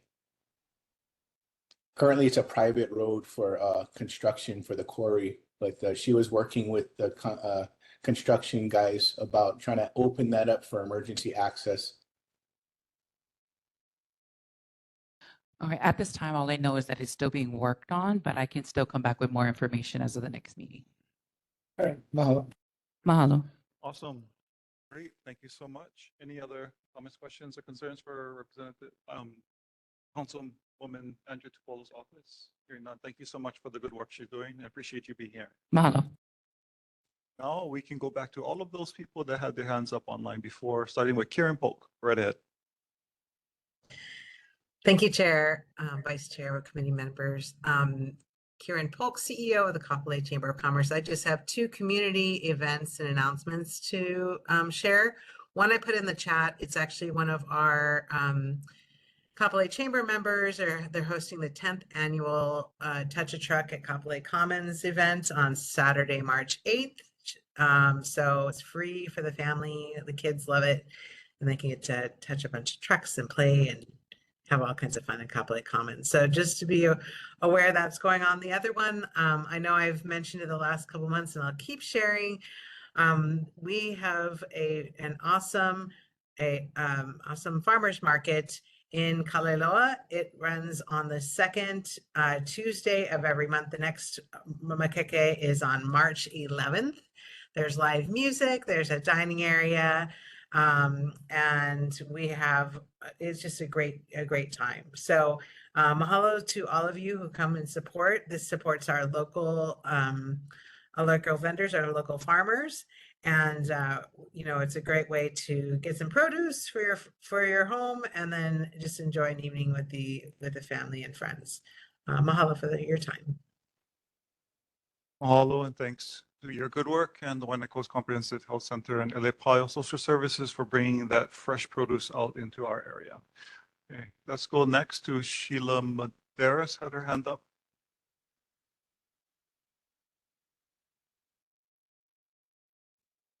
Aloha, Chair. Just a reminder, the food bank that we have at Kapolei High School is every second Saturday, which is March 8th. There's a lot of great things happening on March 8th.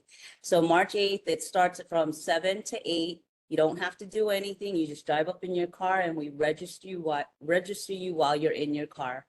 Again, it's every second Saturday. And I'd also like to take this opportunity to recognize and congratulate Tulsi Gabbard, who is one of our own within our community. She is now the Director of National Intelligence. She served as our youngest representative in the state legislature and then went on to become our U.S. representative in Congress. I am particularly proud of her because we both share a connection as Samoan Army officers. So I just thank you. Thank you so much for her work, and I am really proud of her.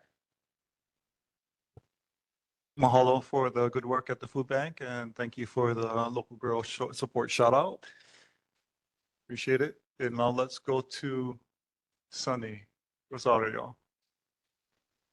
Yes, hi all. Sorry about earlier. Jumped the gun a little bit. So kind of already know what I'm going to share. So yes, it's just our scholarship, Gentry's annual scholarship that I'm happy to share about. Wanted to just let everybody know that it's live.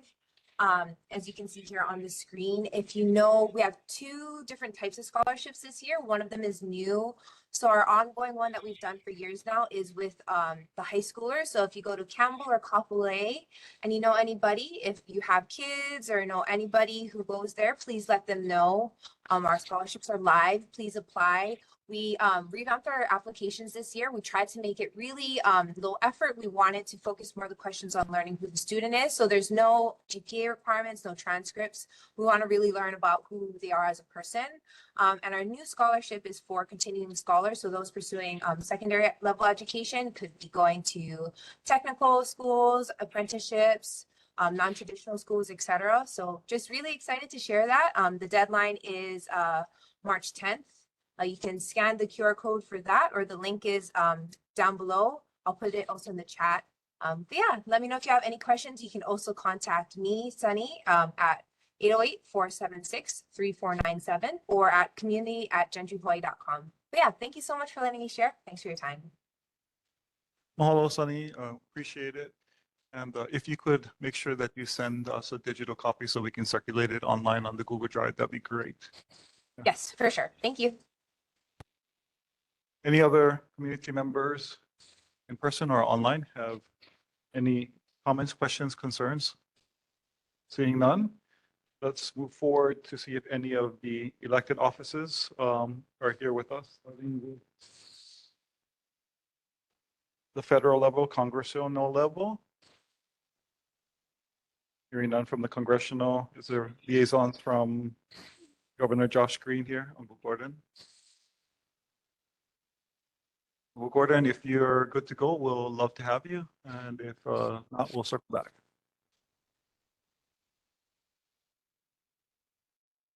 You're not hearing from Uncle Gordon at this point, so let's go to see if any of the. Oh, okay, we hear him. Okay, All right. floor is yours. Okay, Karen. So good evening, Chair Barris, Vice Chair Lidstone, Second Vice Chair Dudley, board members and fellow West Waldo residents. Gordon Pang, your conduit and representative to the Office of Governor Josh Green, MD. To the woman who spoke earlier, I believe she was a doctor who had concerns about the signage in the Kapolei village area. Would you give me an email, please, and provide me the details, and we'll try to do what we can about that? I can get that to you, Uncle Gordon, no problem. Okay, appreciate that.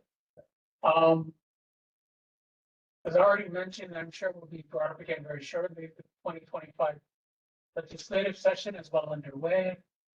As mentioned previously, the Green administration's main priorities this session are very similar to some of the previous years. Why? Because there are tough issues that are not easy to solve.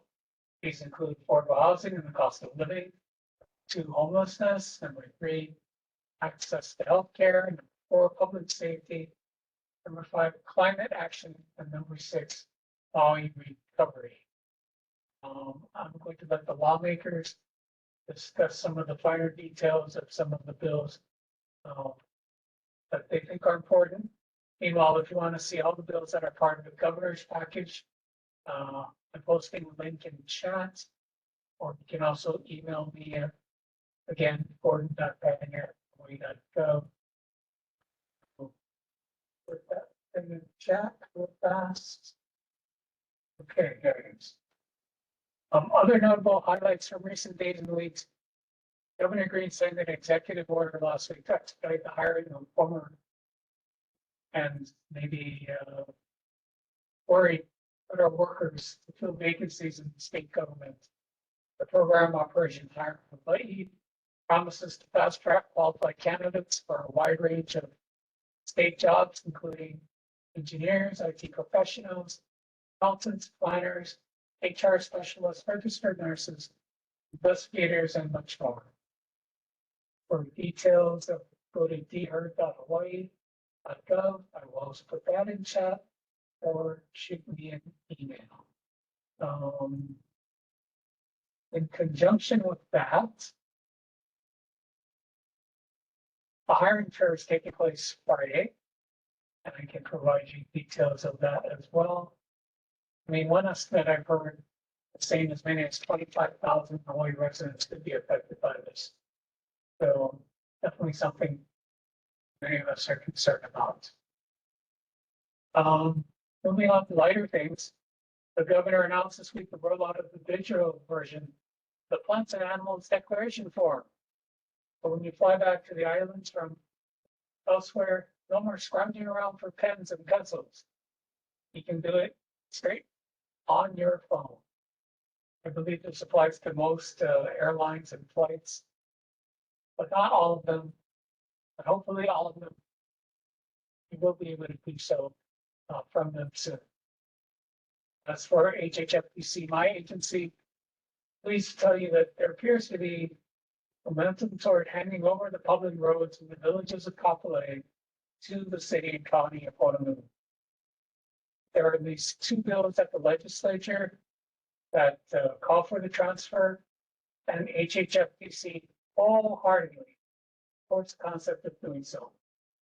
As we said in our written testimony for one of the bills, quote, while the city enjoys the real property tax revenues derived in part from the state's infrastructure improvements, HHFPC is forced to maintain those same improvements at an average cost to a dwelling unit revolving fund of more than $1 million a year. These are funds that could be used for the development of new housing units and infrastructure for affordable housing throughout the state. We're also using the their fund to finance a home equity program for new homeowners. We're starting out. So we need every penny we can get. So villages of Kapolei residents, we urge you to provide testimony in support of the bills. The one that's gotten the most traction is Senate Bill 662, which requires HHFDC to transfer the public roads of the villages of Kapolei to the city and county of Honolulu by January 1st, 2026. You know, Representative Garcia is a big champion of that, as are many of the other elected officials in our neighborhood. So, with that, I will say again, as I always do, that I stand ready to listen and relay back any subject you'd like me to present to the office of the governor. I'll try to get you back some answers. Thank you. Well, thank you for the good work that you're doing. And any comments, questions, or concerns for Office of the Governor? Go right ahead, Dr. Dudley. Gordon, it was really very hard to understand what you were saying. I don't know if it's your microphone or what. You usually come to the meetings. Please come back. We'd be a lot better here. Sorry, Dr. Dudley, just a lot to do in the office tonight. No worries. We totally understand. You're in the middle of legislative session, so. Okay.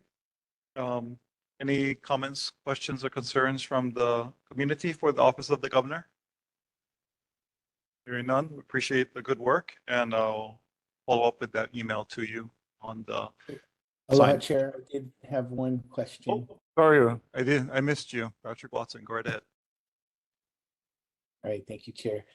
Yes, so my question for the governor is relating to the same thing I asked the mayor's rep, and that's in regards to what the budget is for the homeless, clients that are being taken care of in these kauhales. It's been a big news item recently, and with the departure of John Mitsuno.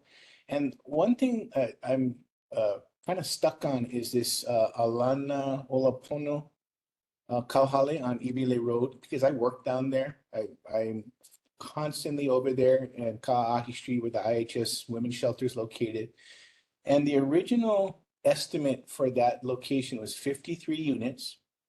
And then when they opened, the number magically changed to 43 units.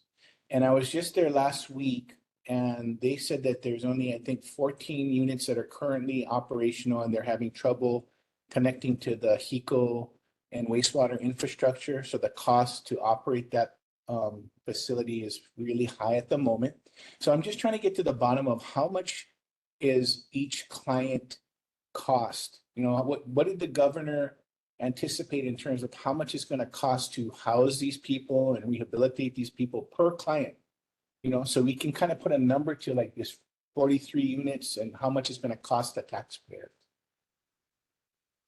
This is the one that's been having issues because of the noise. Currently they had that town hall meeting at 215 North King Street, and I'm the friends with the manager there. So he actually invited me to that, but I couldn't attend. But the 888 Ibile residents out there were complaining about the generator fumes, and people with COPD in that senior residential center were complaining about the impacts to them. So, but that, that's beside the point. I'm just looking for a number.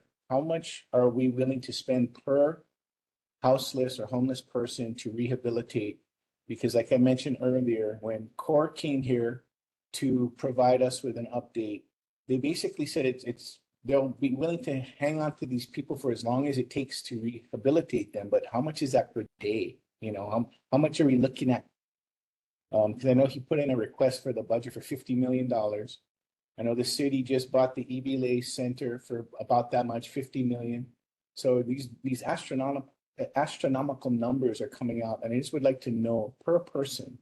I asked Connie Mitchell at IHS the same question. She couldn't answer. The core people couldn't answer.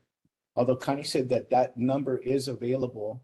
And the core guys that were here said, oh, we were working on the budget, so that's a timely question, and they would get back to us. But somebody has to have a number. So that's my You want to question. know, excuse me, board member, so you want to know, the average cost that the state intends to spend per person housed at each of the Hale, both the state and city ones. Correct. Because they have point in time counts on how many people are homeless or houseless.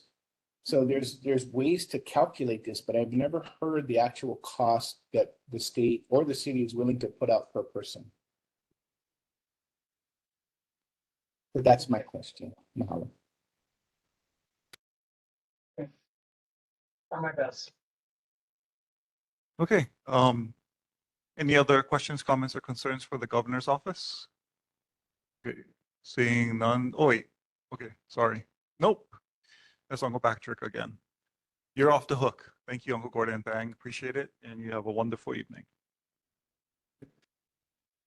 Now let's go to our legislators, senators, representatives. Hi there. Okay, Aloha, Chair Paris, Vice Chair Lidstone, and honorable board and community members. I'm Melanie June. I'm Senator Gabbard's community liaison. And Senator sends his best, and he invites everybody to read his February newsletter. And I'll put that link into the chat. But what I really wanted to let you all know about was that the senator will be hosting his monthly Listen Story meeting on Saturday, March 29th from 9 to 10 a.m. And it will be at the Villages of Kapolei, Rec Room number 2. And he'll be joined by guest speaker Joey Manahan, who is the Director of Government Relations and Public Involvement at heart. But this is a great opportunity for the community to voice concerns and speak directly with Senator Gabbard. But feel free to reach out to our office if you have any questions or if we can help you in any way. And with that, I'd be happy to take any questions back to the senator. any questions, comments, or concerns for Senator Gabbard's office? Seeing none at this time. Thank you so much and keep on doing good work at the legislature. Let's go to any other senator representative. Now let's go to the Chair. representatives. Right. Chair Paris, Vice Chairs, and members of the board. Aloha, my name is Hunter Harris. I'm a legislative aide for Representative Diamond Garcia, and I'm here to present his newsletter. Just a few points. I do want to touch on the bills that the governor's office had referenced to, especially SB 662 and HB 157. So those are concurrent bills introduced by both Senator Gabbard and Representative Garcia. As of today at 6 p.m., Representative Garcia's bill HB 157 has died, but only because the House is expecting the SB version, SB 662, to cross over. I know in the report we wrote that it's going to Ways and Means. As of today, it did pass Ways and Means, so that's a great step forward. In both the Senate committees and the House committees, this bill received a lot of support from all agencies because this has been an ongoing issue in Kapolei. So we're very excited to see that bill make its way over to the House. As of tomorrow, it's going to be third reading. So all of the House bills will get their final reading on the floor. Then they'll be sent over to the Senate side where the process will continue. Senate side, same thing. We're going to be getting those bills. So it's a great time right now in the legislature. Let's see. And then moving over, we also have our CIP projects. So we have a few great ones coming up. East Kapolei Elementary School. So it's cool to see that we are expanding as a second city, as well as Kapolei High School. They have a cool project going on over there with a performing arts center. As alumni, it's really exciting to see that they might actually finally get it. It's been advocated for years now since I was a student there, which is 6 years ago, 5 years ago. So that's exciting. And that's pretty much the main points. And then CIP, those will be added into the state budget, which won't be till the end of session. So yeah, any questions or comments I can take back to Rep. Any questions, comments, or concerns for Representative Diamond Garcia's office from the community or board? Seeing none, thank you for being here this evening. Appreciate it. Any other Governmental representative, elected or otherwise, wishing to speak? Last call on public input. Okay, we are powered public input, now going to board business. First business, approval of the written summary for video record, Wednesday, January 22nd, 2025. Is there a motion to adopt? So moved. Is there a second? Second. I'll second. It's been moved by Mickey and seconded by Matthew. Any discussion? Seeing no discussion, all those in favor say aye. Any opposed say ole. Aye. Any abstentions say kanalua. Hearing none, the chair calls it unanimous. Let's move forward to 6C resolution supporting efforts to divert waste from landfilling, including recycling to create fuel and construction materials from construction and demolition waste and H-Power ash. This resolution has been circulated in our Google Drive. Is there a motion to adopt? It's been moved by Second. second by Michaela Lindstone. Is there any public testimony? Public testimony going once, public testimony going twice, public testimony going 3 times. I know we've talked about these issues for months now, so we've heard you and we've put forward a resolution. Okay. Public testimony is closed. Is there any discussion from the board members? Okay. Seeing no discussion from the board members, we will go to the vote. All those in favor say aye. Any opposed? Ole. Any abstentions say kanalua. Hearing none, chair calls it unanimous, recognizing we also have Michael Singleton and Muka Hale on board on this evening and then for our online. 7 of us and Ta'ala. Okay, so there's currently 8 of us online. Great. Next resolution 6D. Supporting funding for the repair and activation of the Hawaii Public Housing Authority units to address homelessness. Is there a motion? Chair recommends.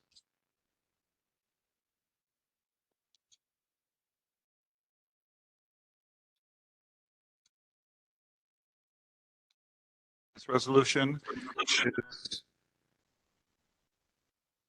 basically is Hawaii to fund the Hawaii Public Housing Authority to repair and renovate dilapidated units that are already in inventory, but because they are not habitable, they cannot be used.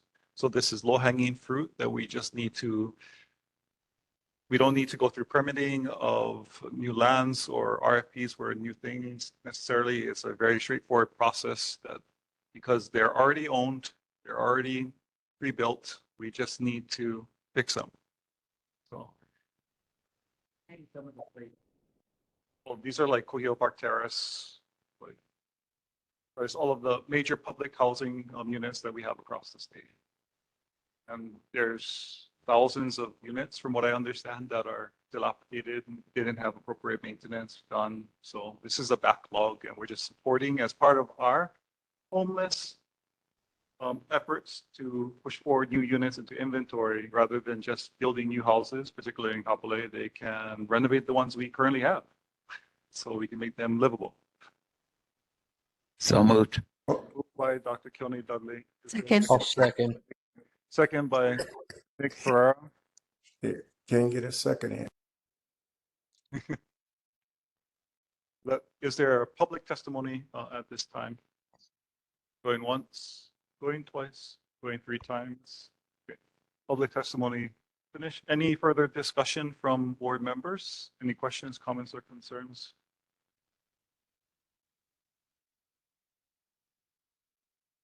Recognizing that This is also in supportive of legislation that has been introduced by some of our area representatives in order to help with housing prices. Hearing no further discussion, all those in favor say aye. Any opposed say ole. Aye.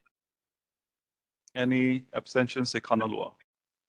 Hearing none, chair calls it unanimous. Next one is board business 6E, supporting and the strengthening of food banks to provide white grown food. This is Angle from Washington tonight, as always.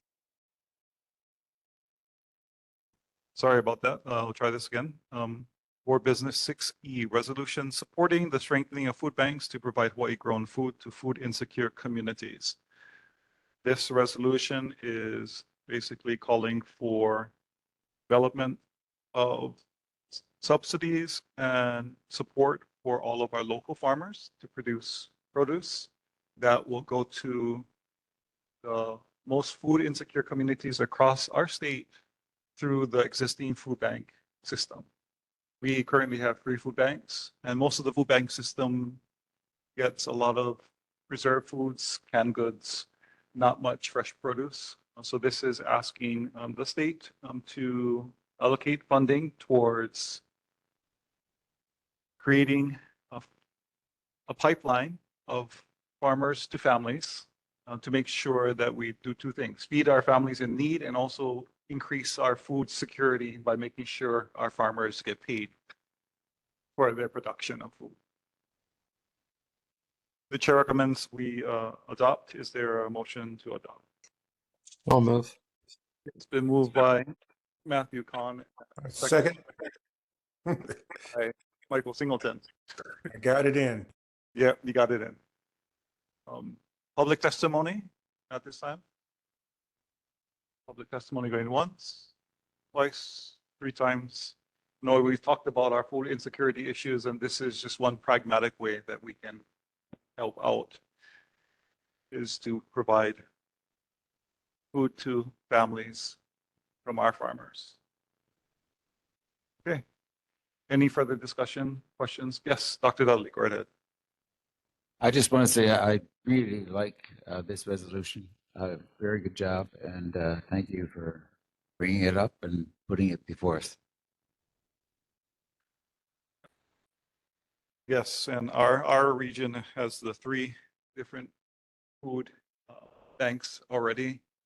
And I do know from the community has shared that people are still in need, and they're increasing the amounts of going to food banks. And there's a prediction that there's going to be an increase amount of people in need of food because of the current turmoil on pricing, given the restructuring happening at the federal level and the tariffs being implemented by the federal government is directly increasing prices that consumers are seeing, including on food.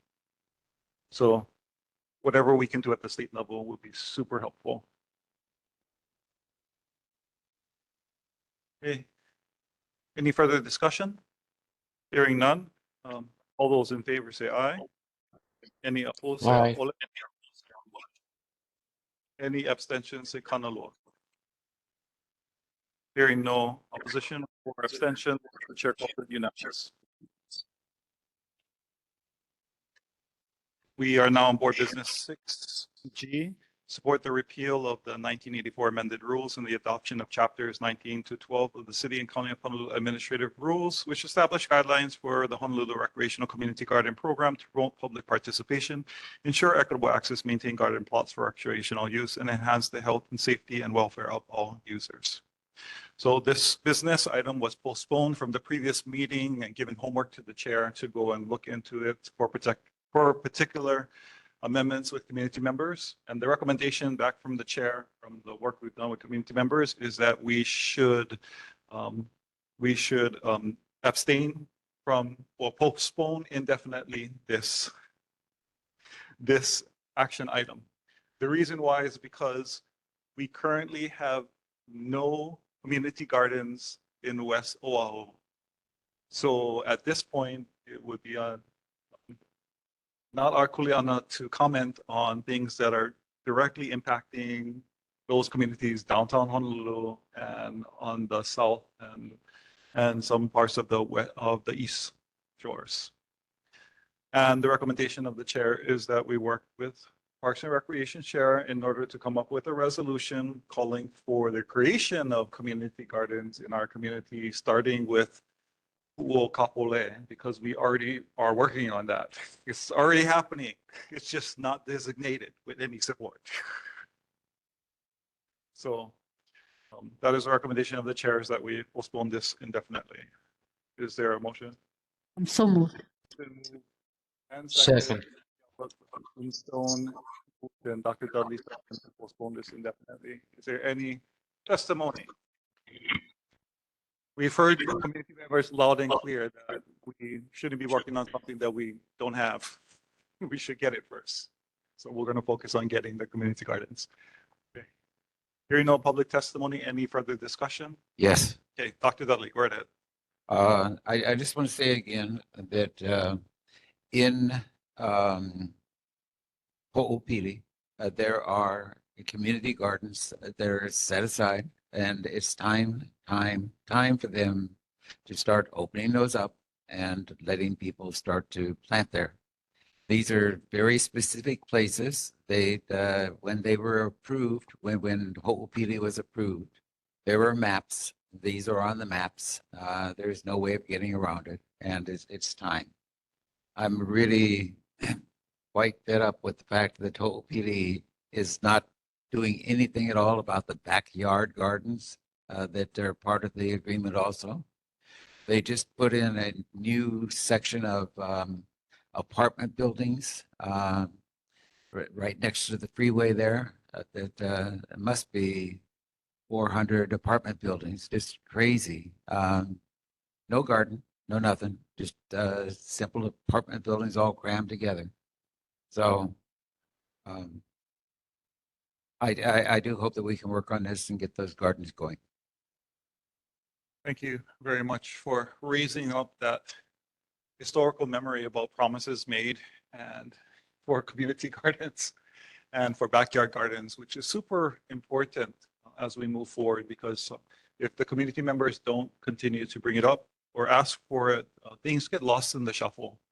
And sometimes it's not malicious, it's just people are overwhelmed, and sometimes people don't provide things because it costs them money to. So until people ask for it, they're not going to do it. So let's work on making sure that our West Oahu can have community gardens to help with our food security, as promised by previous developers and by the city. Okay. Now, there is a board action that I wish to add to the agenda. So we'll need to take a vote by 2/3 to add it to the agenda. And this is because the NCO has asked our board for the top 5 concerns that we are currently working on. So board members, I have circulated those top 5 concerns to you via email or in person. It's a list. And if it pleases the board, we can then take the action up and then submit this by the deadline this Friday. So the request was given to me after the agenda went out.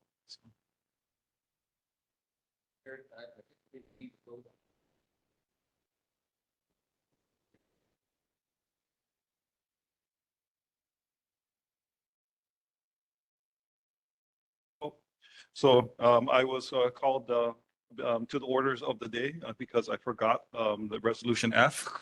So before we add that, let's go to resolution F. Thank you, Dr. Dudley. Very good.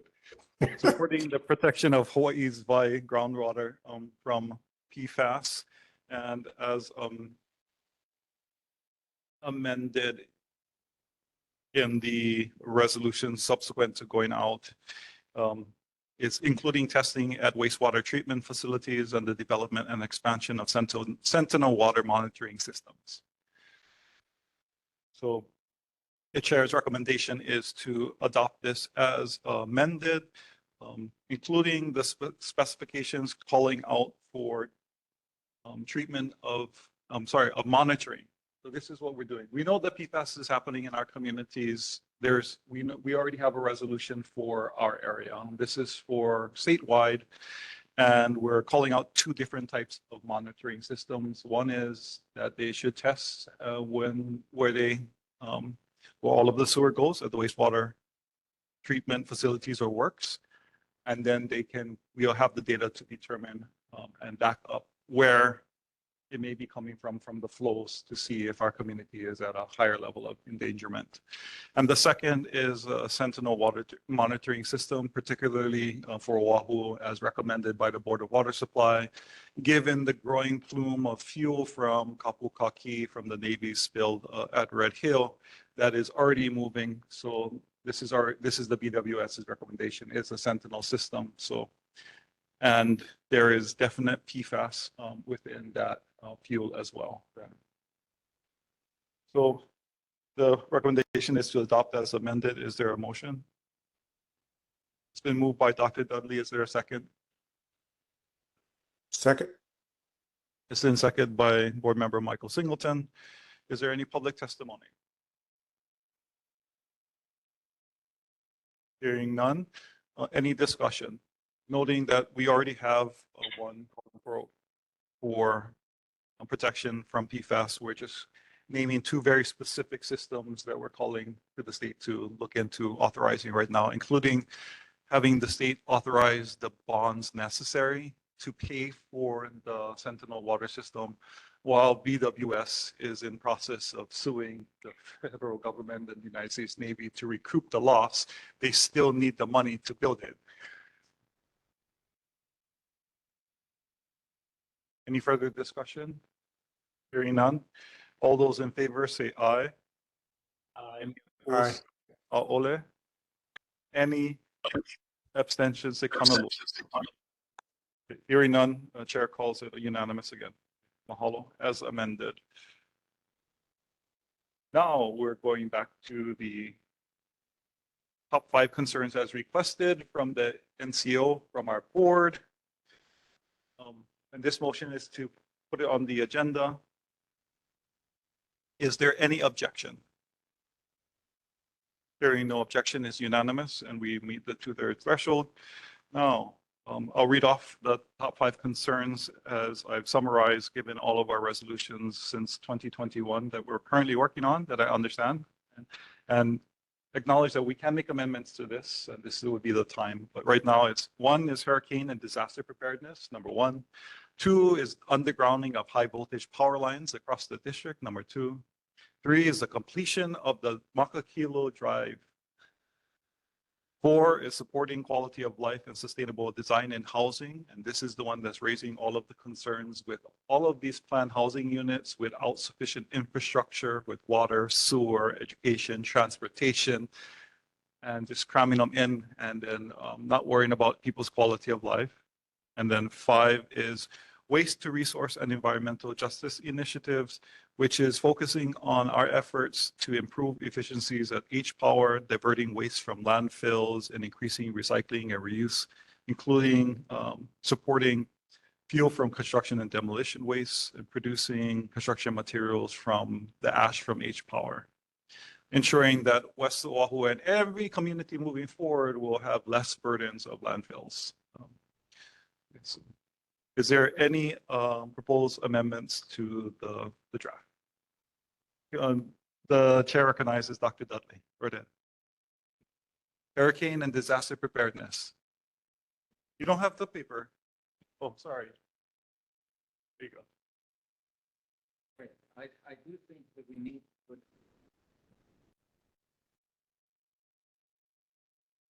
Dr. Dudley, put in, yes, you say it on the microphone. Go right ahead. Okay. I do think we need to put agriculture in there.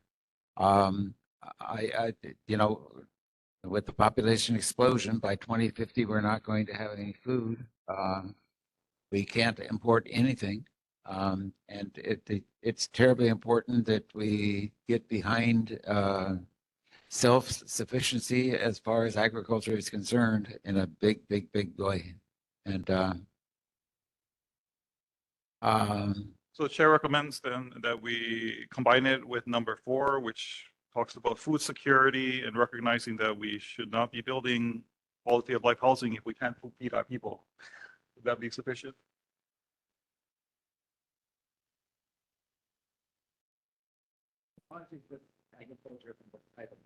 Okay, yeah. Agriculture or food security? Can we use food security? Okay. So number 4 would be supporting food security, quality of life, and sustainable design in housing. You will note, right, board members and community members, that all of these 5 issues are all interrelated in our community. Like our solution finding is like, the problem is everybody thinks they're separate, but they're not. If we design it well, you're attacking all of these different things.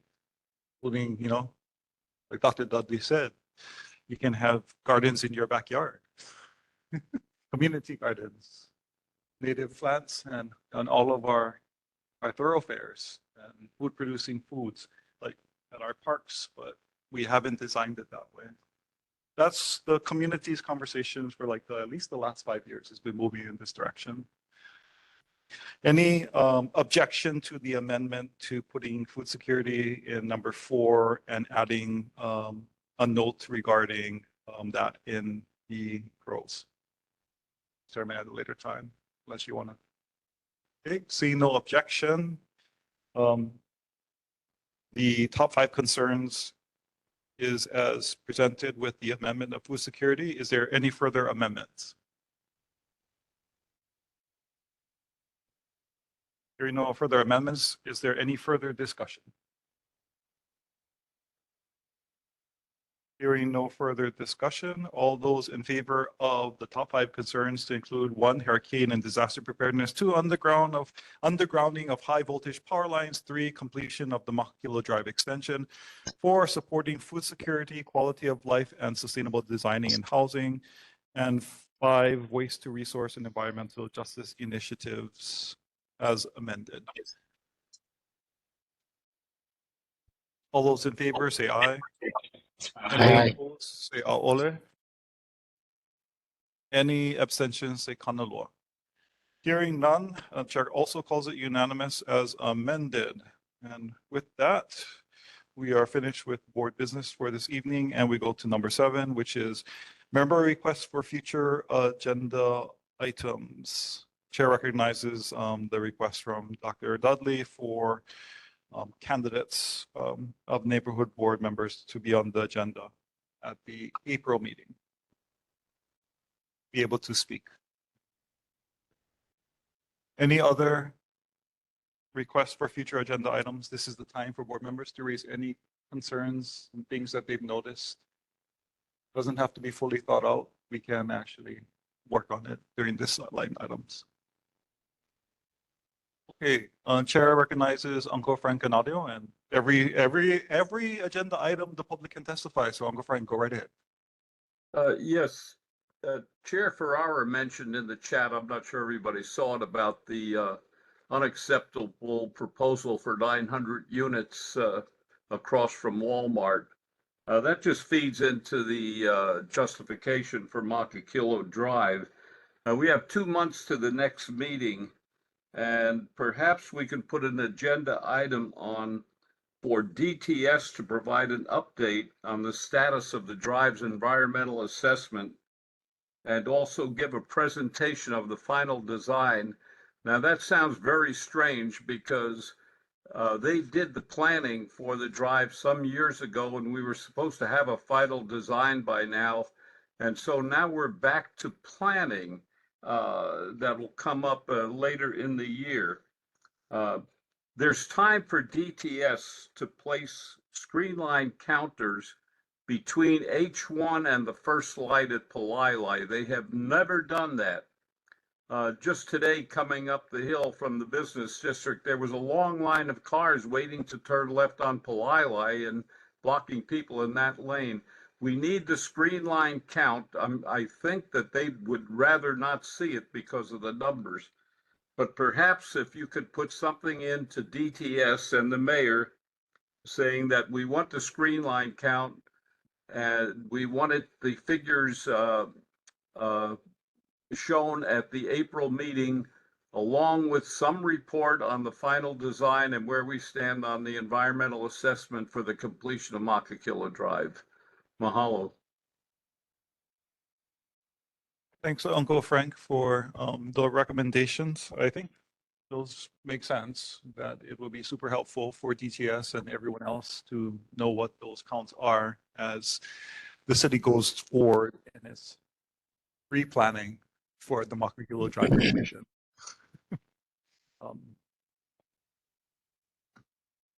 Okay, Chair recognizes Mick Ferrer. Go ahead. Yeah, I wanted to add also that we had a meeting with the mayor and Michael Formsby and also DTS, and we were supposed to be getting some sort of word from whoever it is that's handling the environmental report, and we're supposed to be getting an appointment of some sort of for a meeting, and that never has occurred. And so at this point, I would like to be able to put something in that asks them to provide that and exactly what Frank had mentioned. So that's the one thing that was holding it up, that if they couldn't get the environmental report put together, that we couldn't ask for funds. And if they did, then we could ask for local funds. And if it came together, it would. But if we had that, the environmental, and it qualified to be able to get local funds, it would also make it where we could get federal funds. And that's where this has been hanging up. We can't ask for federal funds unless we have the environmental report in hand. And so to do that, we were going to take a different route and ask for local funds, get the environmental report available, and then that would automatically put us in the running for federal funds. So that's kind of the impetus behind what Frank had mentioned. I think we should put on the agenda and ask for Mr. Morton, his office, to be able to tell us what the status of that request was, because Michael Formsby, cut through the chase and said, well, this is what we need to do. Mr. Morton, we need to get this. Whoever it is at your office that deals with it, we need that, right away. And this was several months ago. So I think it's timely now that we end up doing this. Okay. That's all I've got. So the chair is wondering two things given this. One is I can definitely make the request out to DTS to do a presentation update and have them on the agenda. And I can also put onto board business an action item for a specific request regarding count for the cars.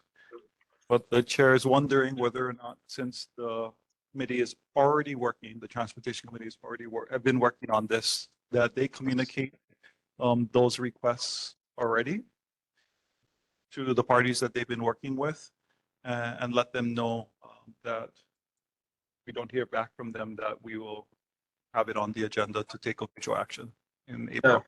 Mr. Chair, if I may add, I don't know if anyone saw the articles about the bridge over the Alawai and the designs, and DTS always mentions federal funds will provide 80% of that. DTS never mentions that the safety and congestion management issues of the completion of Makakilo Drive would also qualify the project for federal funds. And for some reason, they never bring that up. They talk about, oh, it's going to be $160 billion. Well, it may not be anywhere near that if we get federal funds. Thank you. Got it. That makes sense, Uncle Frank. So, board member and chair for Transportation Committee, Mick Ferrer, is it okay for you to reach out already to the people you've been working with, asking for the things and letting them know that we're going to place it on the agenda and I can do a follow-up? Is that okay? Absolutely. Absolutely. Great. I'll get right on it. Chair recognizes Vice Chair Dr. Kelly Dudley. Just one more thing. By the time of our next meeting, it would be just a couple of weeks before the end of the legislature. We probably would want to have some kind of resolution saying that our board really wants them to pass the hurricane bills that are there. So, I'll work on that with you between now and then. Okay. Sounds good. Following up on the resolution to board disaster preparedness and hurricanes in specific, given what is happening at the legislature this season. Okay. Any other discussion on this topic from board members? Okay, hearing none. We are now at 8 board announcements. The next scheduled meeting for the Makakilo Kapolei Honokai Hale Neighborhood Board number 34 will not be until April 23rd. So next month, March, we are in recess because of Prince Kuhio Day. So my recommendation is that the committees work on any of their issues that they would like, and everyone on committee interaction groups for our regional concerns with our partners at the Elva Neighborhood Board. This would be a good time to work on collective issues as well. So with that, we are at the end of the meeting, and I ask for a motion. Moved by Dr. Dudley. Is there any objection from our board members? Okay, with that, we are adjourned at 9:46 p.m. And everyone, aloha pumeana, have a wonderful evening, and we'll see you at the Prince Kuhio Parade next month. Okay, mahalo, aloha.